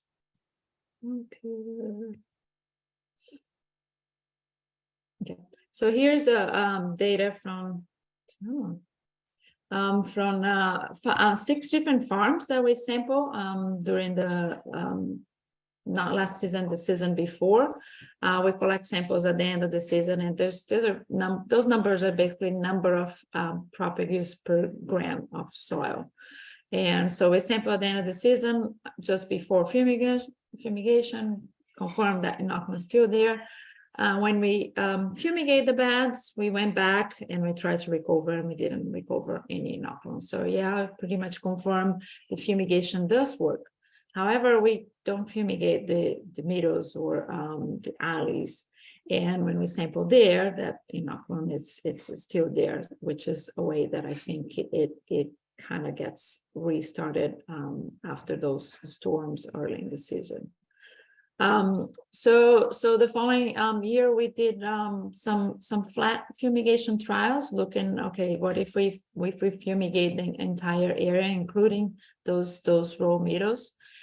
So we did those trials in 4 different farms in collaboration with Trias. They did all the fumigation for us, and basically comparing the flat fumigation only, flat fumigation plus a bad fumigation, and a bad fumigation only. And just to look at this quickly, basically conforming bad fumigation does reduce the inoculum. With the raw meadows, the flat fumigation actually significantly reduce that inoculum compared to a bad only fumigation for all the different farms. But in some cases, when we start with a higher level of inoculum, like farm 1 and 2 and 3, even the flat fumigation did not completely eliminate. We still had some inoculum, except for the one that we started with low numbers. For these trials, we use for all those farms Tilon C35 at a high, what is actually quite a high rate. And the choice of the fumigant and the rate came from some trials that we did in the lab that I'm gonna show in the next slide. But here's just a picture. I talked with one of my meetings about flat fumigation, and some people were asking before how that looks like. And so here's just a picture on how it looks like in the field when we do those flat fumigations, which is usually something nurseries are more likely to do. It's not something that's common for us in Florida, not something that I think many, or if any of our growers will be doing, because it's quite expensive, but maybe for some fields that are highly infested, it might be a way to rescue and bring them back to production. So here's what I was saying, the choice of the fumigant and the rate came from trials that we did in vitro, and I'm not gonna get into detail now. Only want to mention that one thing that was surprising to us in this trial is that we always think about 1,3-D or the Tilon as a nematicide product mostly, but we actually found good effect on 1,3-D in reducing the inoculum of Neopistolchopsis, as well as some other data we have with macrofumina. So I think the interesting thing about this is that we find that 1,3-D actually does have that fungicide activity that the literature pretty much says is coming from chloropricline. So a combination of the 2 products it's usually work best than the chloropricline only formulations. So I'm going to now talk about the host, that other side of the triangle, and that's pretty much through breeding and breeding for disease resistance. We learned in the past few years that unfortunately Florida genetics is one of the highest susceptible out there. We mostly still growing Brilliance, Sensation, and now since the past season, Medallion, which was our latest release, has become more important. It's growing in acreage. Medallion is a little improvement from what Brilliance and Sensation. Definitely not where we want to be yet. But the good news is we do have some resistant selections, and our breeder Vance Whitaker has done a ton of crosses with those 2, and we have now some advanced selections that are looking like have good quality and will be ready to be tested with growers this season that are more resistant to this disease. So I see that moving forward to manage these, we're going to need to move from where we are at the top on those highly susceptible, at least to a middle, something that it's at least moderate, so then the fungicides can help and work better. So in talking about the fungicides and that pathogen side of the triangle, we have been, since this started, like every season we've been doing trials with a lot of different products, and this was the results from the trial this past season. And I kind of try to break down here with colors, the greens, the ones that work the best, everything, and the orange salmon color at the bottom were not significantly different than our control. The untreated control is at the very last. And one thing I want to point out here is, even though I just mentioned this was not a season that was very conducive for disease as far as the weather, we still had like 79% of the fruit that were diseased from the trials. We do inoculate this at the beginning of the season, but after that we just let kind of the weather do their thing. So if that just that one inoculation at the beginning of the season, we had almost 80% disease incidence on the fruit. So we use sensation for this trial, which is, like I just showed, it's highly susceptible. We do see a significant reduction in my laptop is really acting up too. So we do see a significant reduction in the BAS treatment, which it's really nothing new that what we're seeing in past trials, which is pretty much most of the treatments that you see at the top, there are different combinations with that have switch and Tyram and their treatments. We did have this one treatment that had some adjuvants. There are some experimental adjuvants that do seem to help control in comparison with switch Tyram alone. Omega has consistently worked well in our trials. It's not something that it's labeled for fruit production, and likely will never get labeled for fruit production because of some issues with people that have skin sensitivity. But we have been pushing through IR4 registration of Omega for nursery use, which we believe it could be very helpful for nurseries. There is some like experimental compound here that did look promising. It's still a few years away from registration, and hopefully it will make through. So we'll have a little bit more help in addition to switch and Tyram. A couple other things I want to point out, like every season there is some like growers talking about some magical things that they were using and it was working, and that's why they didn't have a lot of disease. I tell them it's the weather, but they were swearing to me there was this egg wash product that they were using that was doing the job, and that's why I included that product here. And as you can see, there's really no effect at all of applying quaternary ammonia on your plants. It's not labeled to apply in plants, in fact. And the reason they were looking at quaternary ammonia is because it's something I had recommended for sanitation of equipment and places, and we can get to that in a couple of slides. But I know there was a lot of treatments on that table, so I tried to summarize here the ones that work best were the combinations of switch and Tyram.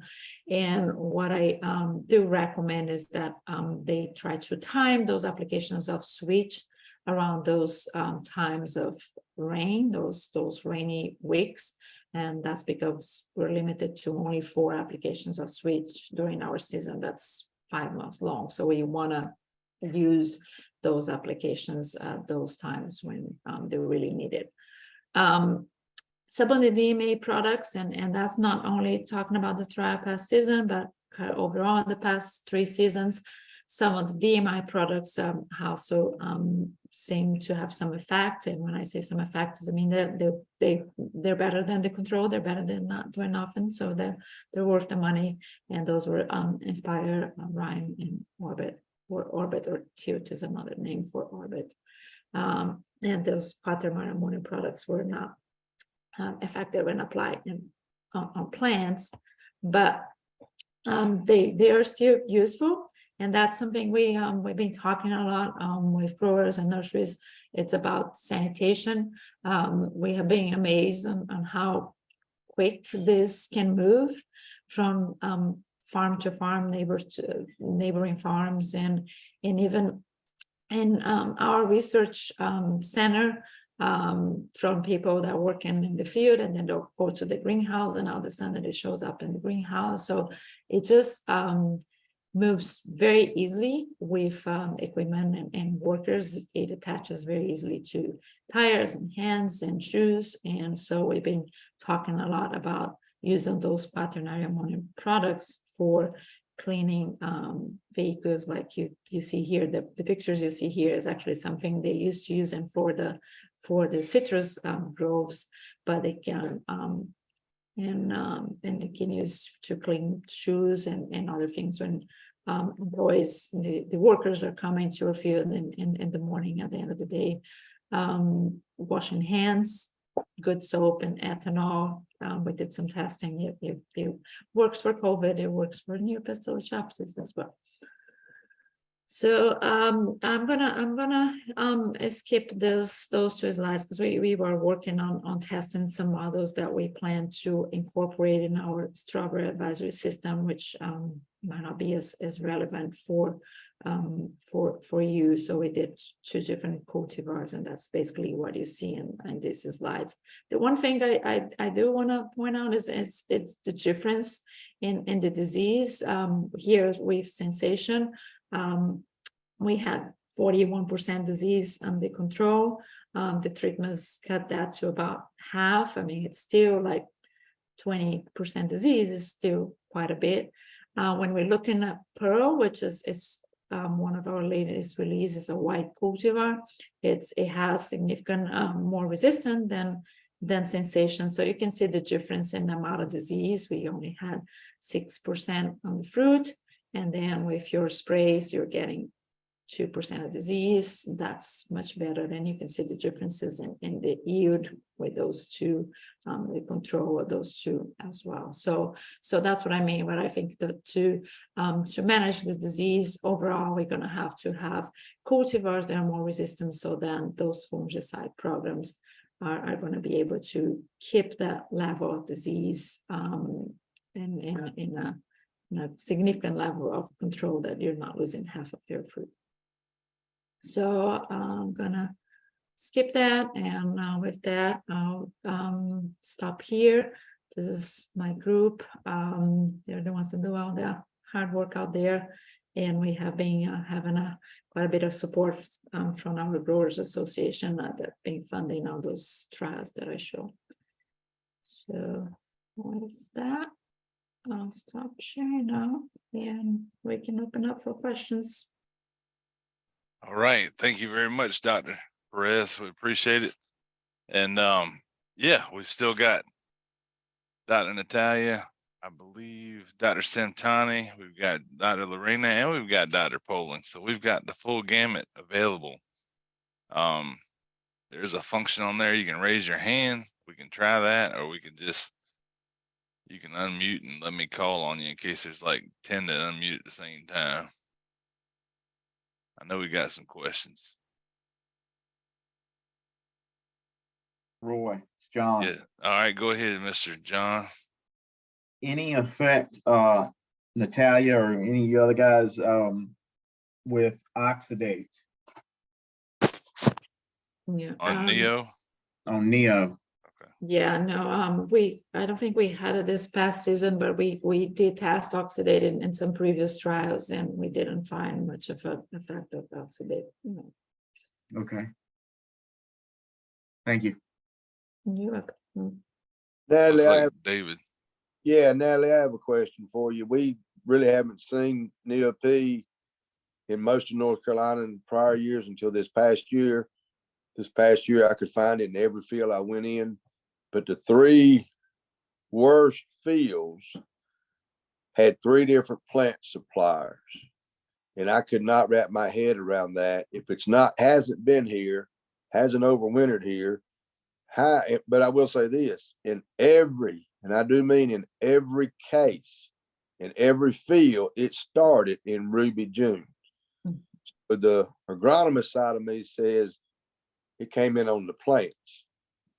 But I can't quite agronomically explain how one supplier was called, one supplier was fresh picked, one supplier was cut off from California.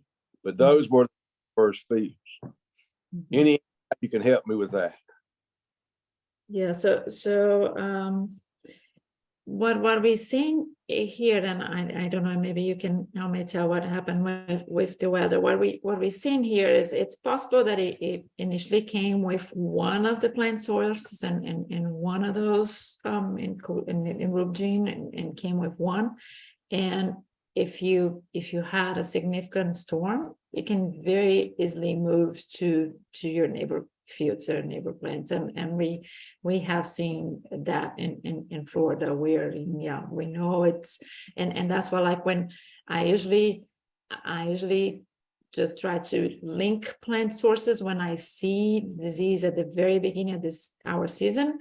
By the time it comes to January, February for us when the plants are in the field for a few months already, I know that what I see there, it could have easily moved from other fields. So initially came from one plant source, but it moved to the neighboring fields.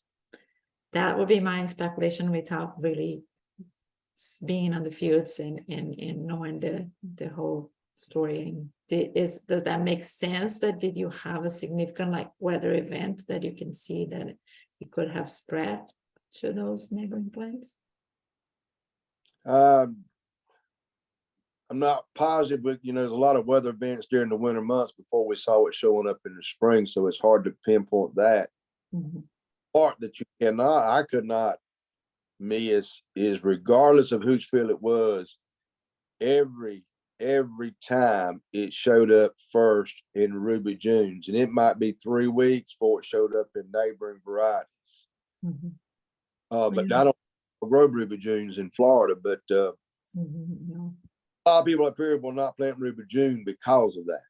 Yeah, no, They- I don't have any data with Ruby June to know like how it compares to Florida or California cultivars, but yeah, from what you're saying is likely one of the highly susceptible ones. The other thing I think that it's not something we do in Florida, but it's something I was talking to Louisiana growers a few weeks ago. So they use row clovers there for freeze protection. It's not something we do in Florida, and this is likely to survive on those row covers from one season to another, and also like if you have like some plants that are infected and you cover this one event and you put back to storage and then you come back and then you put it on top of a different field, yeah, you're gonna transfer that way. So I don't know if that's something your growers usually do, but it's likely gonna move that way. We had a couple of growers that didn't have enough coverage to cover their entire crop. And in each of those instances, the berries that were covered up in December had the disease way earlier than those that were uncovered. It was obvious that it was worse, or it started, whatever you want to say, but it was definitely worse under those row covers. But the varieties and it didn't matter which varieties, even Ruby Junes that were, right beside them that were not covered, they didn't get the disease for 3 or 4 weeks later. So there's as you say, a row cover, you pulling back and forth, you rubbing a lot of leaves. Yeah, and it does also create like a microclimate it's favorable for it. So While we're on this real quick, but a row cover in a barn in between spring and fall with no host, the disease will not persist on that row cover, correct? I think it will. You think it will? Yeah. So I'm gonna get some samples from this growers, one of the growers in Louisiana for me to test. I don't have data with row covers. The data I have is in for one of our farms in Florida. They use like a tarp to contain erosion in their field. And so they had the tarp in the field and they had the disease, and then at the end of the season, they put the tarp on storage and they went back and leveled their field and did that, and then put the tarp back. And then right after they plant, they start noticing symptoms that start showing up right on the edge close to that tarp. So the grower called and asked, say, is it possible that this survived like after those months in storage, it'd be 4 or 5 months? And I said, well, I don't know, just bring it a piece. And he did, and yeah, like I could detect that tarp. So I'm assuming, and things, and those things, they're likely to survive and if it's dry, like in dry materials. And new pastel chops is a good saprophyte. It's usually not an aggressive pathogen. It's actually best known as it's just like a good saprophyte. So I think he would survive from one season to another. So they treat the row cover with, I can't remember that product y'all were using to spray the trucks down. Yeah, as a quaternary ammonia, it's your what we tested in the lab was gosh, what is it called? Green, simple green. You probably know that, and you can use and it's quaternary ammonia. And the challenge from what I heard is like those are big pieces. Is not logistically is not easy to do it, but it should work. I just don't know how logistically you can treat them. Right. We've got a lot of tobacco farmers in my part of the world, and they use heat. Mhm. Heat. Yeah. To treat their row covers. Well, they were primarily using it to treat the trays that they were seeding the greenhouse tobacco seeds in, but they're now going to use them, and they are using them for the row covers. And so they've got, some people do it commercially, some people do it on their own farm. They've all got bulk barns that can get to 175 degrees to treat. Do you have any idea of what temperature we need to reach and how long it needs to stay at that temperature if we're going to try that? Oh, that's a very good idea. I like that. I mean, if the row cover material can take the heat, that would be a good way to do it. We did test heat up to 48C, which would be about 140 Fahrenheit. So and it's with heat is a temperature time combination, and when we're doing heat, we're actually treating plants, but we did also treat we've been treating the trays that our breeders use for their seedlings. That's what we've been doing. We've been hitting those trays. So if you can get to a temperature that high, like 175, probably for 30 minutes, I think you can do it. But anyway, I haven't tested that high. We can, because what we do is that we test the pathogen in vitro and see how long it takes.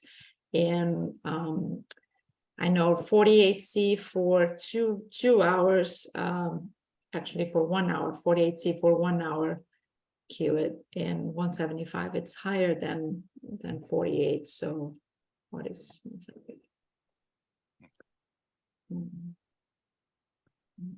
All right, who's next? Well, I know a grower, and he's not on here, but he's gonna watch the recording. This will be Lorena. Tarnished plant bug. Yeah. Had a couple outbreaks of that this year that was substantial on the growers that had it. Any tips on keeping an eye out for them, or is there a way we can just prevent them with timely application, or what? guessing, and you can confirm that, was this at the end of the season, or was it in early spring? Kenneth might be the closest neighbor on here. Do you have any idea, Kenneth? Yes, it was early on. He only picked for 1 week and he was done. Ooh. Oh, so it was like in April, I'm guessing. Well, they're a little later than us, but it might have been the end of April. Okay, so there are a few things that he could use against that one. I believe a sale is one of those. The thing is that they really have to check for the pre-harvest interval, because those usually can have a few days, and if they're picking, they will have to do it to apply very early. I haven't talked about that one in any of my talks of pre-planting or post-planting meetings, because I've seen it very low here, or very reports I've had so far in the 2 years that I've had here. It's more a problem in California. But I can put together something if that's becoming an issue, because I did heard from Maryland last year that they were starting to show up for some reason. So not most, but a lot of the insecticides that are labeled for aphids should be effective against those. However, again, pyrethroids, try not to use those. The assail and the alternatives that I put here, and I can share these slides with Roy. Some of them are effective against those Lygos bugs. Thank you. Okay. What else we got? Hey, Roy, can you give me a little background? Was that on plasticulture strawberries that you had these tarnish bug problems? Was it a good tight bed, or was there some other kind of environmental factor that played in here? I think so I was able to see it just out of I just happened to be going by there. So, and it's way outside of our area, but I feel like maybe the environment around the strawberries may play a role. I know for us here, most of us commonly treat for clipper, and maybe the fact that we're treating for clipper with a product that's working for Lygos bug means that we don't have an issue, because I can't think of maybe 2 years out of my 23 that we actually saw like something of economic importance with Lygos bug. But that's just a theory. I think his bids look good to me. Kenneth, if you have any input, but they I don't think you could have asked for anything better. What I heard was, starting out they were beautiful. You know what I mean? As good a crop as anybody could ask for. So how they came in, Roy, yeah. it was actually on white plastic. Would that make any difference? Would it attract them or anything? Lorena. What was the question again? I couldn't hear. Miss Gail said that she was on there. She saw it early on, and it was on white plastic, so it was not black plastic. So actually, the white plastic shouldn't have an effect on them. The white plastic and the silver plastics are used in other crops to actually deter insects from the plants. So it shouldn't be any effect from the white plastic. Okay. Yeah, I forgot about that, Miss Gail. That's how I knew to stop by there. Thank you. What else we got? Getting late. This is your last chance. All right. Well, I'm going to thank everybody for attending. Thank you guys for presenting. We appreciate it greatly. Like I said, email my administrative assistant if you want to guarantee that you'll get the link as soon as it gets out, tmoss@vbgov.com. And thank you for Mike for recording it. Jayesh will be posting it, and we'll get it out as soon as we can. Thank y'all.